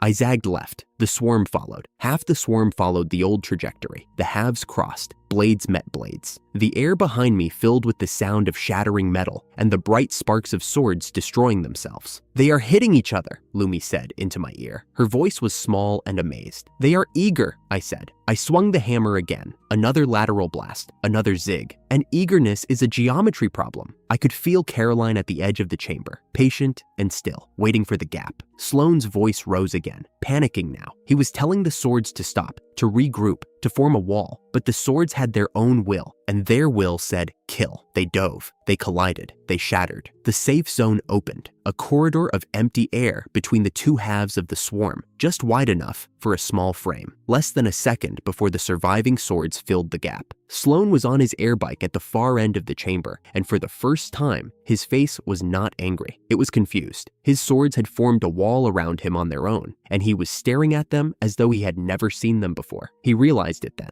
I saw the moment land. His swords had independent will. They had always had it. He had ridden them for years and never once noticed that they were alive. His eyes were still wide when Caroline moved. I thought about the resistance hideout, the people buried under the rubble. The sound of Sloane's swords had been the last thing they heard. Now that same sound was eating itself alive in front of me, blades smashing into blades, a storm devouring its own teeth. There was something almost fair about it. She crossed the gap in a heartbeat. I did not see the strike. I saw the gap open, and then I saw Caroline on the other side of Sloane's wall, already landing, her hands still trailing purple light in the shape of an X. 2 arcs of radiance, 1 from each hand. They intersected where Sloane had been sitting. Sloane did not get to finish his thought. He did not get to give an order. He did not get to turn. The air bike listed sideways, empty, and drifted to the ground. The swords knew before I did. Every remaining blade in the chamber stopped, not fell, stopped. They hung in the air like a held breath. Then, one by one, they began to resonate. A low hum that climbed through the broken dome and filled the sky above the palace. It was not a battle cry. It was not a signal. It was grief. 200 swords with 200 small minds, and every single one of them had just felt their master leave. The resonance peaked. The hum became a note, high and clean and strange. And then the swords dissolved. They did not fall. They did not shatter. They simply stopped being there, like a song that ended on the last syllable. The air where they had hung smelled faintly of iron and something older, magic leaving the world. I watched the last blade vanish. It was one of the smaller ones, barely longer than my forearm, and it hung a few feet in front of me with its point aimed at my chest. It had been mid-dive when its master died. For a moment it trembled, caught between the last command and the grief, and then it was gone. The chamber was silent, the kind of silence that follows a held note when the room is still ringing but nothing is making the sound anymore. I set Lumi down. My arms were shaking, not from fear, from the sustained lateral blasts and the weight of carrying another person through a storm of flying metal at high speed. My muscles had opinions about the last 3 minutes. Caroline landed in front of us. She dusted off her hands as though she had just finished folding laundry. "Tutorial over," I said. Nobody laughed. Nobody needed to.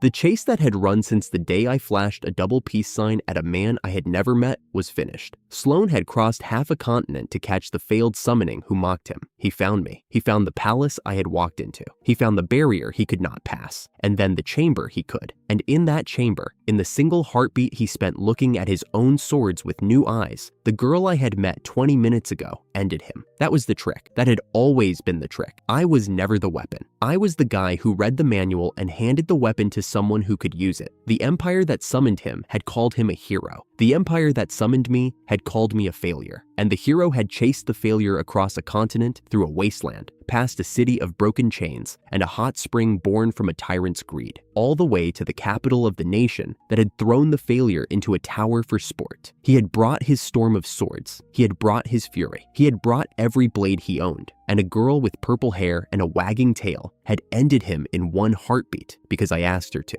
The Twin Blade Empire's pride. the Crimson Empire's nightmare. 6 phases of my life spent running from that storm. And it ended not with a clash, not with a duel, not with a speech. It ended with the sound of swords mourning a man who never learned their names. The silence held. The dust settled. The fragments of shattered swords on the marble floor caught the pale light from the dome and glittered like the debris of something that used to matter. Caroline spoke first. He was weaker than before. She tilted her head, studying the empty space where Sloane had been. Marcus made him foolish. He was much weaker than the last time Caroline fought him. Strange. I said nothing. She was right. Sloane had been stronger the first time he attacked the Resistance hideout. Back then, he had been calm, methodical, a summoner who trusted his gift. By the time he chased me to the capital, I had turned him into a man who chased. Chasers make mistakes. Chasers stop training. Chasers stop asking whether their swords have feelings. I had not beaten Sloane. I had made him beat himself. Caroline had just been the period at the end of the sentence. Somewhere in the wasteland between here and Hot Spring City, the Gurentai who had lent me their spiked car were probably wondering whether I was alive. I owed them a car. I owed the Resistance something I could never pay back. But Sloane was gone, and his storm would never fall on anyone again. That was the only receipt I could give. Caroline. Lumi stepped forward. Her eyes were locked on the demon warrior with the intensity of a woman who had just watched someone shorter than her vaporize an enemy who had haunted us for weeks. You are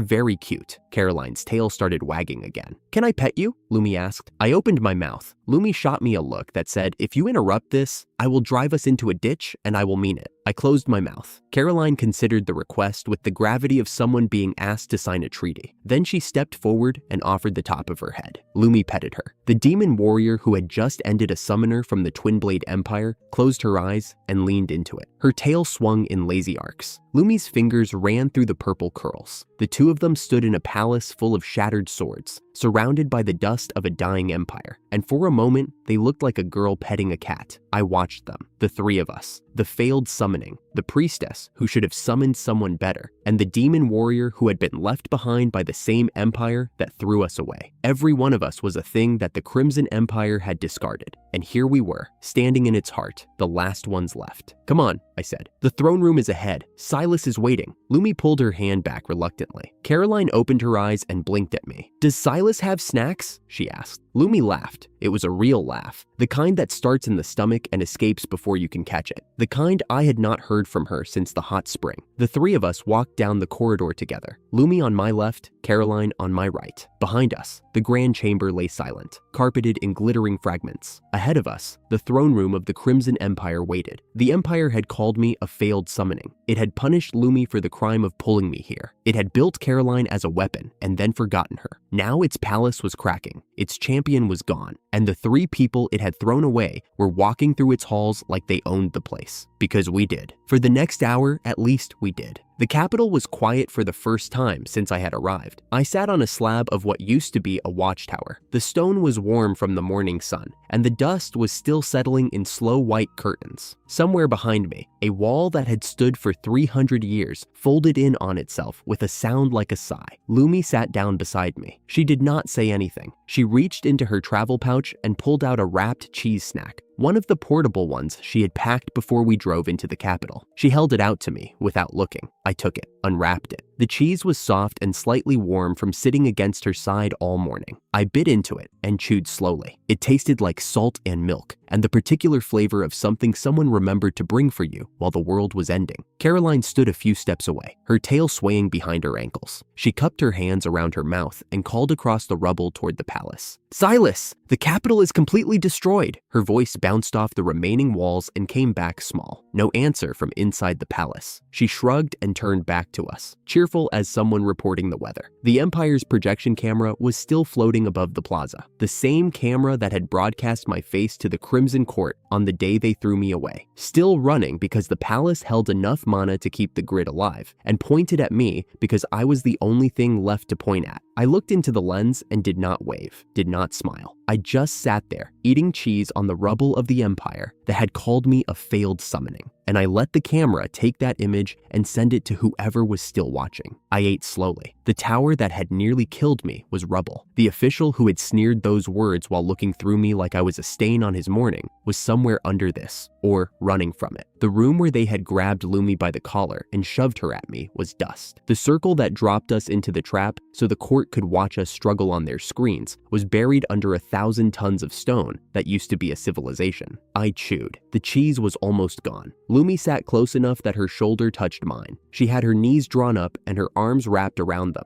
watching the rubble the way someone watches a fire burn down to coals. Not afraid, not triumphant, just present. The timing, I said. The empire collapsing right now. That might be a sign from someone. I was not sure I believed in the gods of this world, but the sentence needed to exist, out loud, in the air between us, because the alternative was sitting in silence with the weight of everything pressing on my chest, and I was not ready for that much quiet. Lumi did not ask me to explain. She leaned her shoulder into mine a little harder and said nothing. Caroline stood a few paces away, watching the towers fall with the mild interest of someone observing pigeons. She waited, and her tail curled and uncurled behind her. And she was patient, because patience was the only thing the Crimson Empire had taught her that was worth keeping. Another wall went, then a spire. Then something underground gave way, and a whole block sank 3 feet and stopped, crooked like a tooth knocked loose. I finished the cheese. I folded the wrapper and put it in my pocket because Lumi would have said something if I had dropped it on the rubble, and even on the corpse of an empire, she would have been right. The palace door opened. I had almost forgotten it was there. Every other building in the capital had come down, but the palace stood because the empire had poured its real budget into the one structure that mattered to its vanity. The rest of the capital, the barracks and the markets and the towers where people actually lived, had been built cheap by contractors who skimmed on materials because nobody in the Senate cared whether commoners had load-bearing walls. Sloane's storm had tested the engineering of the entire city, and the city had failed the test. The palace passed because it was the only thing the empire had ever loved enough to build correctly. A thin man in a scholar's robe stepped out into the dust. Glasses, neat hair. He looked like a librarian checking whether the building was still standing. Silas, the 17th emperor, the figurehead who had sat on the throne while the Senate ran the cruelties and the cameras broadcast executions for a court that was already dying. Caroline waved at him. He stopped in front of me. His eyes behind the glasses were calm and exhausted and older than the rest of his face. "You are the one who created this situation," he said. Then he paused, adjusted his glasses, and corrected himself. "No,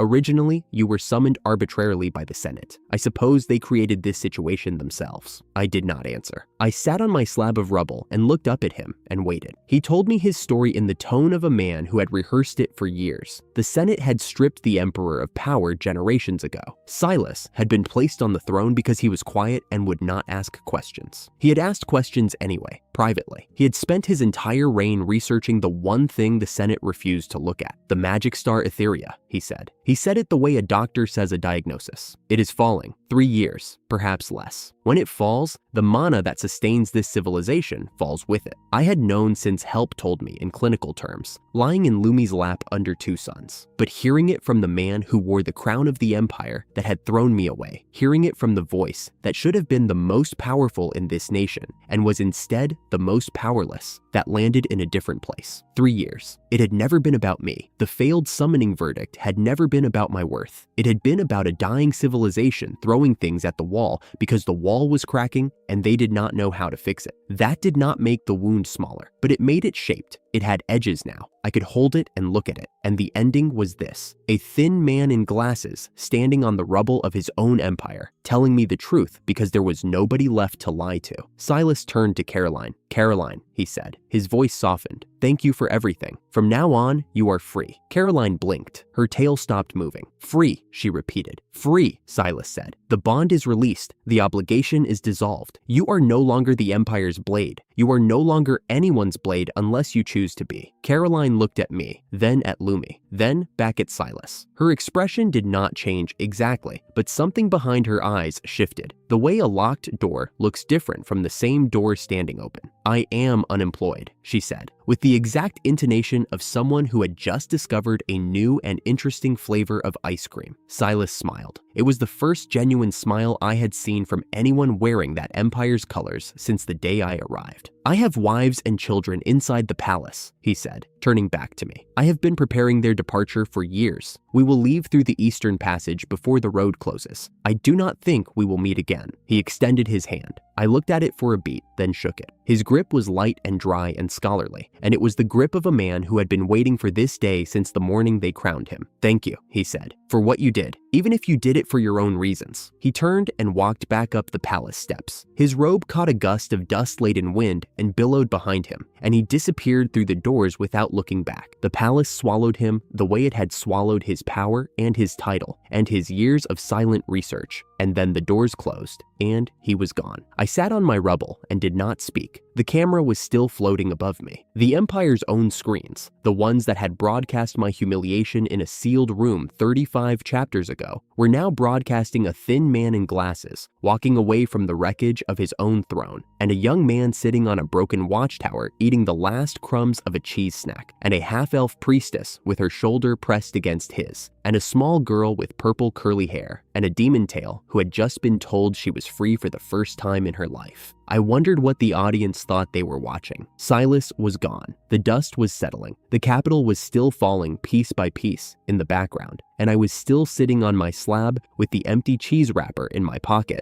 and the sun on my face. I thought about the room, the summoning chamber, stone floor, candles in iron cups, the official's voice, flat and bored, pronouncing the two words that had become the engine of everything I had done since: failed summoning. I remembered Lumi being grabbed by the collar. I remembered her falling toward me. I remembered the stupid move I did from my back because the alternative was letting her hit the floor, the chant starting, the walls closing. That room was under this rubble. The circle that had dragged me out of my bed and into this world was buried under 1,000 tons of the Empire's cheap construction. I was sitting on top of it. All of that because a man in a robe looked through me and said two words. I did not feel victorious. I did not feel avenged. I felt finished with one part of the answer. The Crimson Empire had asked whether I was worth looking at, and the answer was the rubble I was sitting on. But the answer was not complete. Silas had said 3 years. There were more empires, more officials, more rooms full of strangers who would look at me and decide what I was before I opened my mouth. The crimson rung of the ladder was lit. The ladder kept going. Lumi shifted beside me. She was looking at Caroline. Lumi stood up, brushed the dust from her robe, and walked straight toward Caroline. Caroline tilted her head. Her tail curled into a question mark. "Caroline," Lumi said. She said it with the particular tone of voice that meant she had been thinking about this for longer than the conversation implied. "Come with us." Caroline's eyes widened. Not much, just a fraction, but on a face that had been cheerful and unbothered through the destruction of an empire, it was the equivalent of someone else's jaw dropping. "Come with you," she repeated. "I have always wanted a little sister," Lumi said. She reached out and took Caroline's hand. Caroline's hand was small and warm and capable of ending a man with a summoned army in a single strike. And Lumi held it the way you hold something precious that does not know it is precious yet. "You are coming with us. That is not a request." Caroline looked at their joined hands. She looked at me. I gave her nothing. No nod, no signal. Because this was Lumi's moment, and I was not going to put my thumbprint on it. "I have always wanted an older sister," Caroline said. Her voice was smaller than I had heard it before. Not weak, just new.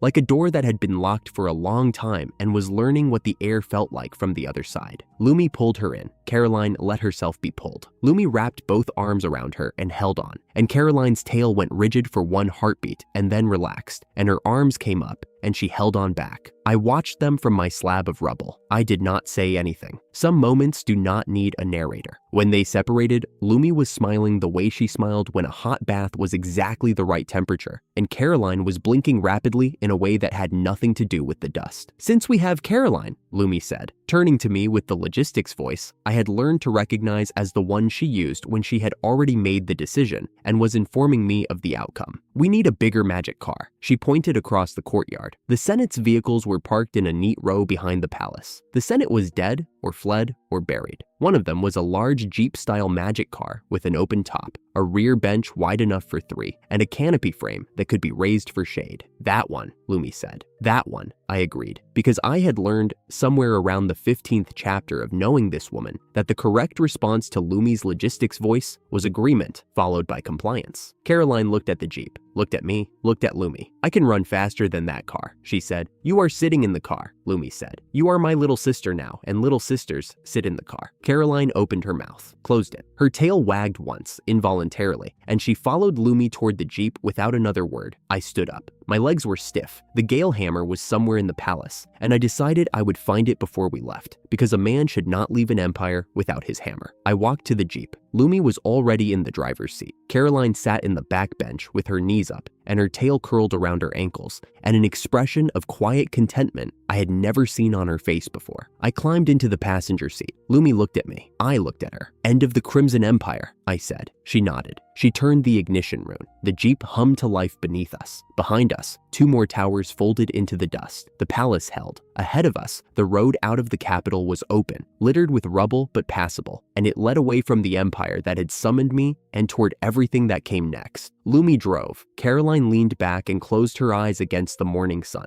I sat in the passenger seat and watched the crumbling skyline of the Crimson Capital shrink in the side mirror. The man in the robe had looked through me and said failed summoning. The empire he worked for was behind me now. I did not look back. We had been driving for 20 minutes when I remembered we never found a familiar. Caroline tilted her head in the rear bench. Maybe I am the familiar. Lumi nearly swerved off the road. You are my little sister. That is a completely different role. Lumi has always wanted to be an older sister, Caroline said, with the tone of someone explaining weather. Since I was small, Lumi gripped the wheel tighter. I practiced the voice and everything. I watched the two of them argue and decided this was fine. The empire behind us was rubble. The road ahead was empty. For a few seconds, things were just normal. Then, Caroline stopped mid-sentence. Her head turned toward the horizon like a dog hearing a whistle. Dust, she said. A lot of it. She was out of the car before I could answer. I counted to 8. She was back, not even breathing hard, standing on the running board with one hand on the roof. An army, she said, coming from the south. Tanks, helicopters, big flags with a gold sun on them. Help answered fast. The Soulfire Empire had launched an invasion the moment the Crimson Barrier fell. Their Griffin Corps had standing orders to destroy anything carrying the Crimson Crest. Our car still had the crest on the door and the front grille. Lumi, I said, drive toward them. The scream she let out could have cracked the windshield. I pulled us into tutorial mode. Caroline looked around with her mouth open. This is amazing, she whispered. She touched a wall that was not real. Everything looks like a drawing. Whatever we can do in reality, we can practice here first. Watch. I showed her the column. Fireball-class tanks in a staggered line, split Fireball helicopters circling above, and in the center, one command vehicle with a speaker mounted on the roof. General Diokis. Caroline, your light wings last 3 minutes. Your light sword can punch through tank armor. So here is what we do. Lumi drives us straight at the vanguard. Caroline punches a hole in the first tank. I go in with the Gale hammer. We fire the tank's own shells at the column until the helicopters respond. We abandon the tank before the bombing run connects. I ride the blast wave into a helicopter. I bomb the column from above until the command vehicle orders my helicopter destroyed. Then I get out and Caroline catches me. Lumi stared at me. And what do I do during the part where you fall out of a helicopter? Drive, I said. We ran the tutorial 3 times. Caroline loved it. Lumi did not. The real thing was louder, the kind of loud that turns your chest into a drum. Lumi floored it straight at the barrage and screamed the entire way. Caroline was already standing on the roof, light sword drawn, swatting incoming fire out of the air. She was smiling. The first fireball tank loomed. Caroline leaped, swung once, and a hole opened in the tank's side like it had been cut from paper. I was through the gap before the crew could turn. The Gale hammer took 4 of them off their seats in one swing. Caroline had already handled the 5th. We loaded a shell. I aimed at the nearest cluster of vehicles and fired. Area magic detonated across the column. Soldiers scattered. Tanks turned toward us. Exactly what I wanted. An alarm screamed from the ceiling of the tank. Tutorial mode's warning arrow blinked red in the corner of my vision. Helicopter incoming. Bombardment angle locked. Out, I said. Caroline grabbed my collar. We threw ourselves through the hole she had made and hit the dirt 3 seconds before the split fireball strike turned our stolen tank into a column of fire. The blast wave hit me in the back. I had the Gale hammer up. The combination of wind force and explosion launched me upward like a bottle rocket, and I caught the helicopter's landing skid with one hand. The pilot looked down at me. I looked up at him. I swung the hammer, left lever for flight, right trigger for shooting magic, both triggers for area bombardment. The controls were mana battery driven, designed so anyone who could read the labels could operate them. That principle was working against them now. I aimed at the column below and pressed both triggers. General Diokis' voice crackled through the speaker, screaming for every remaining helicopter to to destroy mine. 3 helicopters converging. Tutorial mode drew the exit arrow. I was already moving. I let go of the controls, kicked the cockpit door open, and jumped. The burning helicopter, still loaded with unused ordnance, fell behind me like a comet. It struck the command vehicle dead center. The general did not get out. Caroline was there. Light wings spread, 3 minutes still counting. She caught me in midair and carried me back to the magic car, in what I will describe as a tactical airlift, and what she described loudly as a princess carry. Marcus, she set me down in the passenger seat. Ever since I joined you, you have been doing even crazier things. I brushed dust off my shirt. I was always crazy. That is true, she agreed cheerfully. Behind us, the Griffin Corps limped home. 40% of their vehicles were burning on a field they had expected to conquer without resistance. Their general was under a burning helicopter. 3 people in a magic car had done that. One of them did not even have magic. Lumi gripped the wheel with white knuckles and said nothing for a very long time. The Soulfire roads were concrete, straight, and wider than anything I had seen in the Crimson Empire. Built by second-class citizens and labor golems, Help said. Designed for military convoys. Everything in this empire was designed for military convoys. Soulfire was Palmedia's foremost military nation. Mana batteries that let anyone operate magic vehicles, regardless of personal magic. Their class system split the population in 2. First-class citizens had mana, second-class citizens did not. The second-class citizens built the roads, worked the factories, and were not allowed on the front lines because the last time they were, every unpopular officer died to friendly fire. I like this empire already, I said. Lumi tried to teach Caroline to drive. Caroline lasted 4 minutes before declaring she could run faster than the car and climbing into the back seat. Lumi turned to me with the expression of a woman who had been the only driver for 1,000 miles and would be the only driver for 1,000 more. We will find an auto-drive device in the next city, I said. That was enough to calm her. Barely. Caroline leaned forward between the seats. What are baths? Lumi's entire posture changed. She spent the next 10 minutes explaining baths with the passion of a woman delivering a sermon. The joy, the warmth, the steam, the way your muscles stop aching. Caroline listened with the intensity of someone hearing about a new weapon. Help pointed us toward Meyerford, Industrial City, University District, Magic Engineering Research Center, food and ammunition. That sounded like a place I could work with. The first place since the tower that sounded like it had a future instead of just a past. I pulled over before the gate and pried the crest off the door and the grill. Meyerford was mid-riot over the Crimson collapse. The emblem would start fights. Lumi held up a small metal plate. This fell into the car when you took the tank apart. A soldier's dog tag. The city was in enough chaos that a rural sergeant's tag and a confident walk would get us through. The gate guard checked the tag, glanced at Lumi, glanced at Caroline, and raised an eyebrow at me. I raised my little finger. He understood immediately. Feeding the family, I said. He laughed. Soldiers are welcome. The girls too.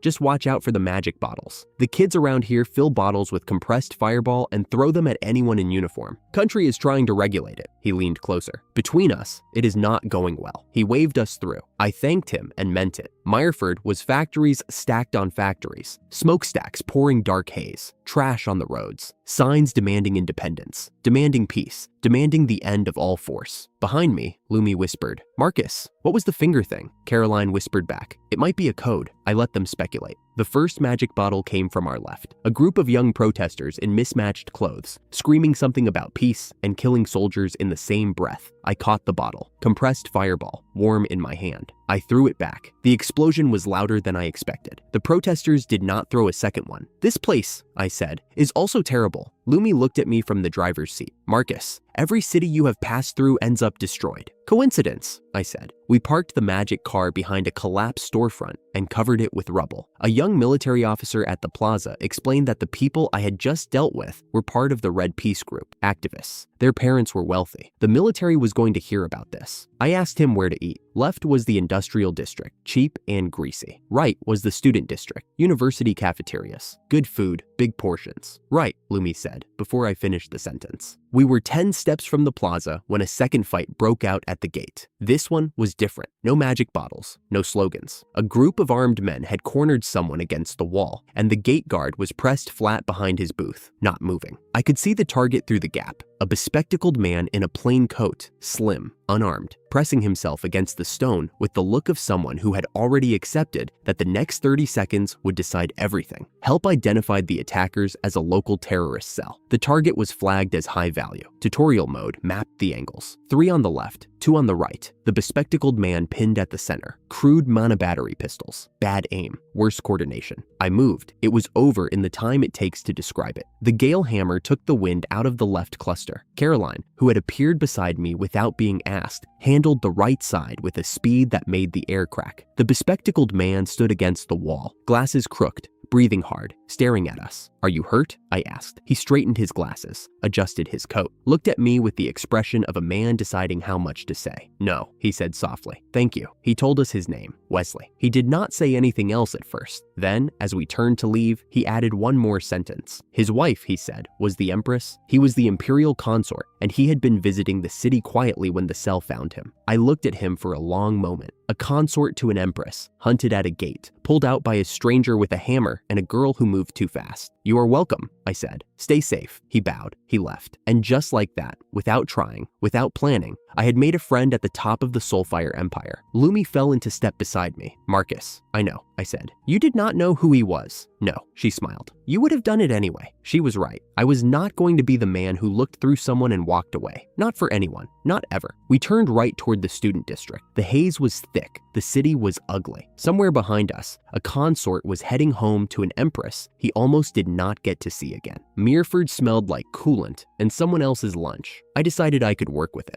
The student district smelled like fried peppers and chalk. We found a cafeteria with open seats near the back, and Lumi ordered before I could read the menu. 3 student sandwiches. The things were absurd. Spaghetti, meatballs, and roasted peppers, crammed into bread rolls the size of my forearm. Caroline stared at hers like it had insulted her family. "I cannot finish this," she said. Lumi had already bitten through half of hers. "If you cannot finish, I will eat it." Meyerford University was across the street. Magic engineering, machines that could channel mana so people without talent could still use magic. The clock did not stop because the food was good, but the food was good. I ate the sandwich slowly, letting the ketchup and the warm bread do their work, and for 1 full minute, the world was wonderful. Then a group of students surrounded our table. The leader, a long-haired boy with shaking hands, pointed at me. He called me military. He called me a murderer. He said this was wartime and we had no right to sit here. 6 or 7 of them crowded in behind him, shouting the same words in different combinations. I looked at Caroline. She tilted her head and asked very cheerfully if she should handle it. I told her that was overkill. A voice cut through the shouting, calm, measured. The kind of voice that made everyone in the room stop and listen without knowing why. The students parted and Tucker walked through. He was tall, clean-faced, dressed like a model who had wandered into the wrong building. He told the group to calm down, and they obeyed him the way dogs obey a whistle. The girls blushed. The boys went quiet, and their silence was not respect. It was something emptier. Help fired before I asked. Tucker, Isekai Summoner. His gift was a charm ability that turned the hearts of any woman he touched or targeted. Men near him lost their edge, their will flattening into compliance. He worked for the Sinwell Empire. The student group orbiting him was his harem and his cover at the same time. Annette's charmed city had used the same mechanic, but Tucker was ranged. He could blow a kiss across a room and the target would walk toward him. He asked what my relationship was with the 2 girls. I told him that in the countryside where we came from, a man could have more than one wife. His smile thinned. Something predatory flickered behind his eyes. He extended his hand toward Lumi. I caught it first. My palm was still covered in ketchup from the sandwich. I squeezed. The red mess spread across his fingers and up his wrist. He recoiled like I had handed him a live snake. "My name is Marcus," I said. "I hope we do not become enemies." I meant the opposite, every word of it. Lumi stared at me. She said quietly that this was the first time she had seen me motivated about anything. She was right. Tucker was the first person who made my hands shake. Not because he was stronger, because he had looked at Lumi and Caroline like they were already his, and something in me woke up and said no. I told Caroline she could not fight Tucker. She protested. I explained that it was not about strength. Tucker's charm worked on women. It was a compatibility problem, like rock, paper, scissors. She was the wrong matchup.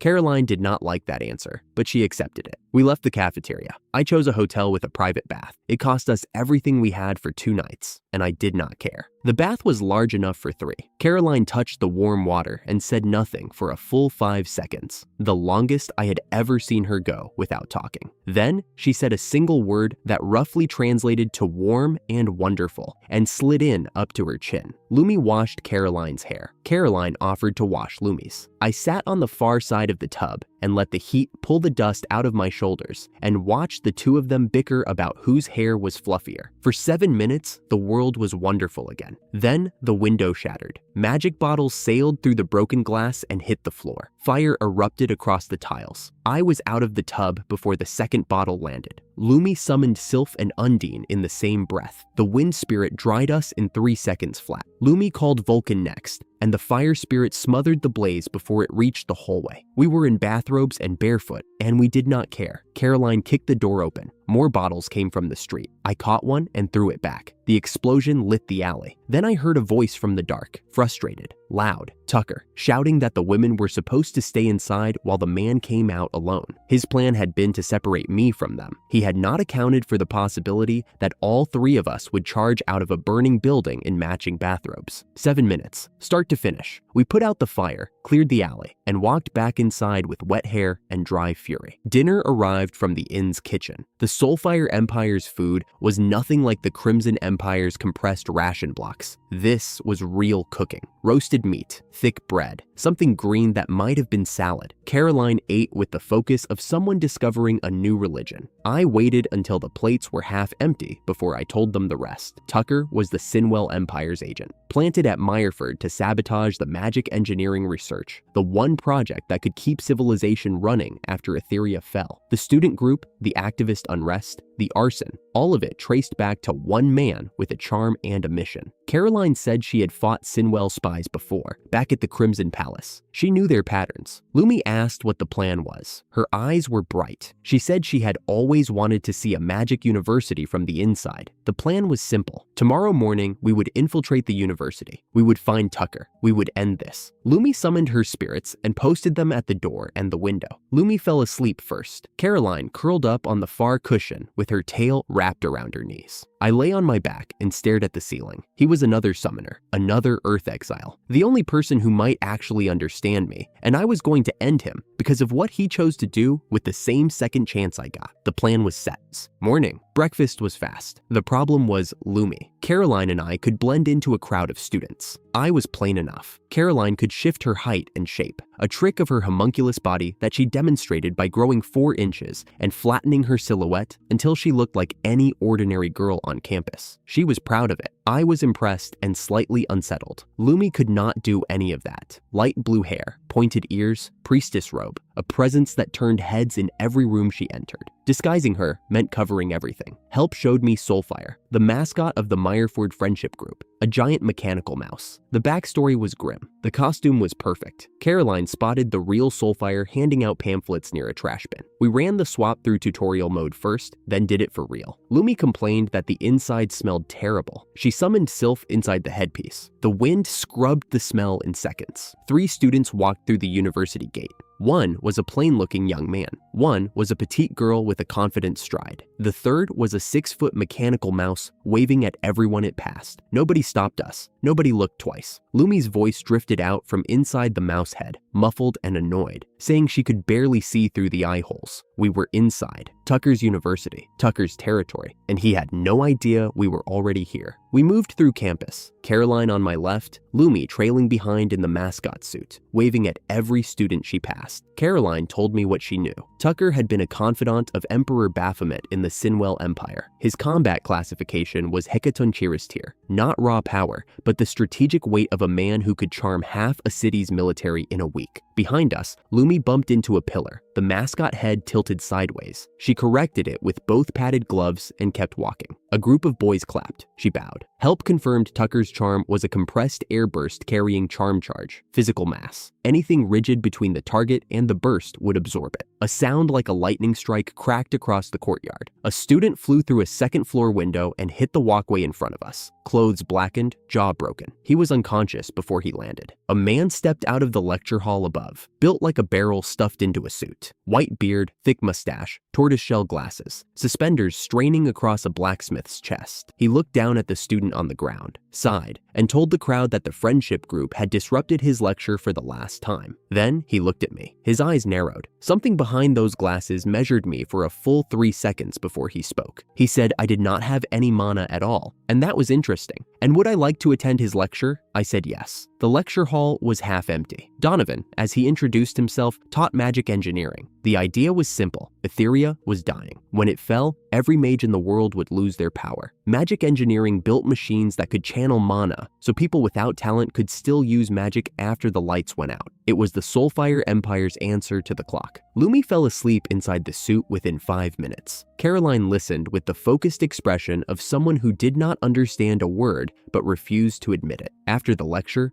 Donovan's voice dropped. The research had been stagnating for months, equipment missing, promising students dropping enrollment, funding proposals disappearing between his desk and the administration building. All of it had started the semester Tucker arrived. Lumi pulled the mascot head off. Her blue hair spilled out and every head in the cafeteria turned. Donovan stared. He asked carefully if that was an elf. He ran a mana detection spell under his breath and found nothing on me for the second time in an hour. Then he sat down across the table and said he was going to ask me a direct question. "Are you a summoned otherworlder?" I said yes. He asked which empire. Crimson. He asked what happened to the Crimson Empire. I told him I destroyed it. Donovan's face went through 4 expressions in 2 seconds. "Please," he said. His voice cracked. "Please do not destroy the Soulfire Empire." I did not promise. Caroline stood up and announced that she was a secret agent of the Crimson Empire. Nobody believed her. She sat back down, frustrated. I asked why Tucker, a Sinwell agent, would target a university. Donovan said the Sinwell Empire was suspected of allying with demons. Caroline corrected him. Demons were native to this world. Demon gods were otherworldly. The distinction mattered. I ordered the curry rice and put the pieces together out loud. The Sinwell Empire's emperor was half demon. His plan was to wait for Etheria to die, let every human nation lose its magic, and move in with demon forces. Magic engineering was the one thing that could let humans fight back. Tucker's job was to make sure it never got built. Donovan slammed one palm on the table and called it a massive conspiracy. I set down my spoon. If Tucker died, the sabotage died with him. The research could resume. The machines could get built. I told Donovan I was going to end Tucker. He looked at me the way no adult in this world had looked at me before. Not with contempt, not with amusement, not with the blank dismissal of the Crimson official in that summoning chamber a lifetime ago. Donovan looked at me like I was a peer, like I was someone whose word, once given, would hold. That was the 3rd rung of the karmic ladder. The first was the resistance settlement that took us in. The second was the empire that collapsed behind me. The third was a professor who looked at me and saw what the Crimson Court refused to. At the cafeteria entrance, the friendship group's male students were gathering. Their eyes were bloodshot. Their hands were shaking. I counted 12 of them, bottles clutched in white-knuckled fists. I smiled. This part I knew how to do. The boys charged. Bottles sailed across the room and shattered against the serving counter. The liquid inside flared on impact, but did not detonate properly. Magic bottles needed a direct hit on something solid to explode. These were thrown badly by boys whose hands were shaking. Donovan stood, stripped off his jacket in one motion, and ripped his tie free. The tie went rigid in his hand, straightened like a blade, and he swung it through the first wave of students like a man threshing wheat. I saw Tucker. He was standing behind a pillar at the far end of the cafeteria. His posture was relaxed. His lips moved. Help screamed the warning before I registered the motion. Blow kiss. Headed for Lumi. I grabbed a curry plate off the table and threw it between Lumi and the invisible projectile. The plate caught the burst with a flat ceramic crack and spun to the floor in 2 pieces. Tucker's expression changed. He had not expected anyone to see it. A second kiss, aimed at Caroline. I caught a serving tray off the counter and held it like a shield. The burst hit the tray and dented it inward. The physical force was real. Tucker's eyes locked on me, and for the first time in his stay at this university, someone was looking back who was not smiling. A female student was hit by a stray burst. Her eyes went glassy. She lunged at Donovan. He caught her arm, twisted, and put her down gently. I threw the serving tray at Tucker's head. It caught him across the temple, and he stumbled. Then he ran. The charmed female students closed ranks in the hallway between me and the exit, a wall of blank smiles blocking the pursuit. Caroline, she looked at me. I told her to clear the path, non-lethal. She said it was troublesome. Then she moved through the hallway like wind through paper, tapping each girl at the base of the neck. They folded one by one,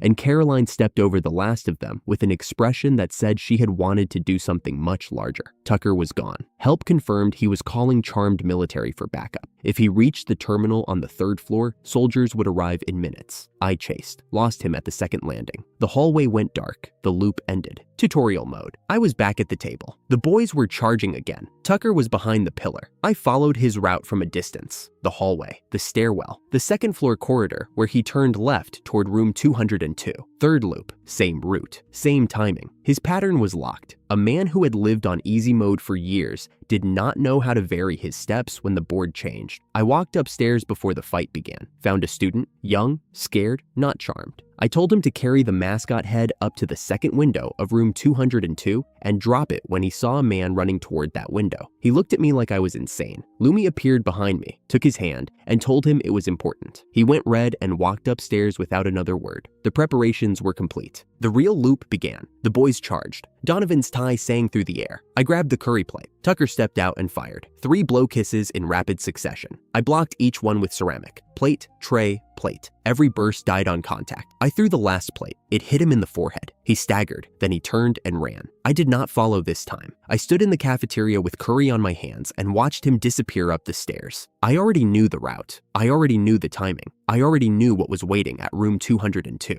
Tucker bolted up the stairwell, turned left at the 2nd floor, reached for his communication terminal. The mascot head fell. It dropped from the window above like a boulder. The oversized mouse face landed directly on Tucker's head and shoulders, his arms pinned against his sides. He crashed forward onto the corridor floor, the mascot head wedged around him like a trap he could not see out of. He struggled. His voice came out muffled, screaming, but the only thing the hallway heard was the hollow thud of a man thrashing inside a mouse suit. I stood over him. The magic bottle was already in my hand. Tucker's muffled voice said something about easy mode, about how the world was supposed to be easy, about how this was not how the game was supposed to end. Choice mistake, I said. Game over. I threw the bottle. Tucker did not get up. The charm died with him, all at once. Across the entire city, every woman Tucker had turned walked back into herself. A pressure I had not known was there, lifted off the air like a hand releasing a held breath. Meyerford exhaled. The student who had dropped the head was pressed against the wall of room 202.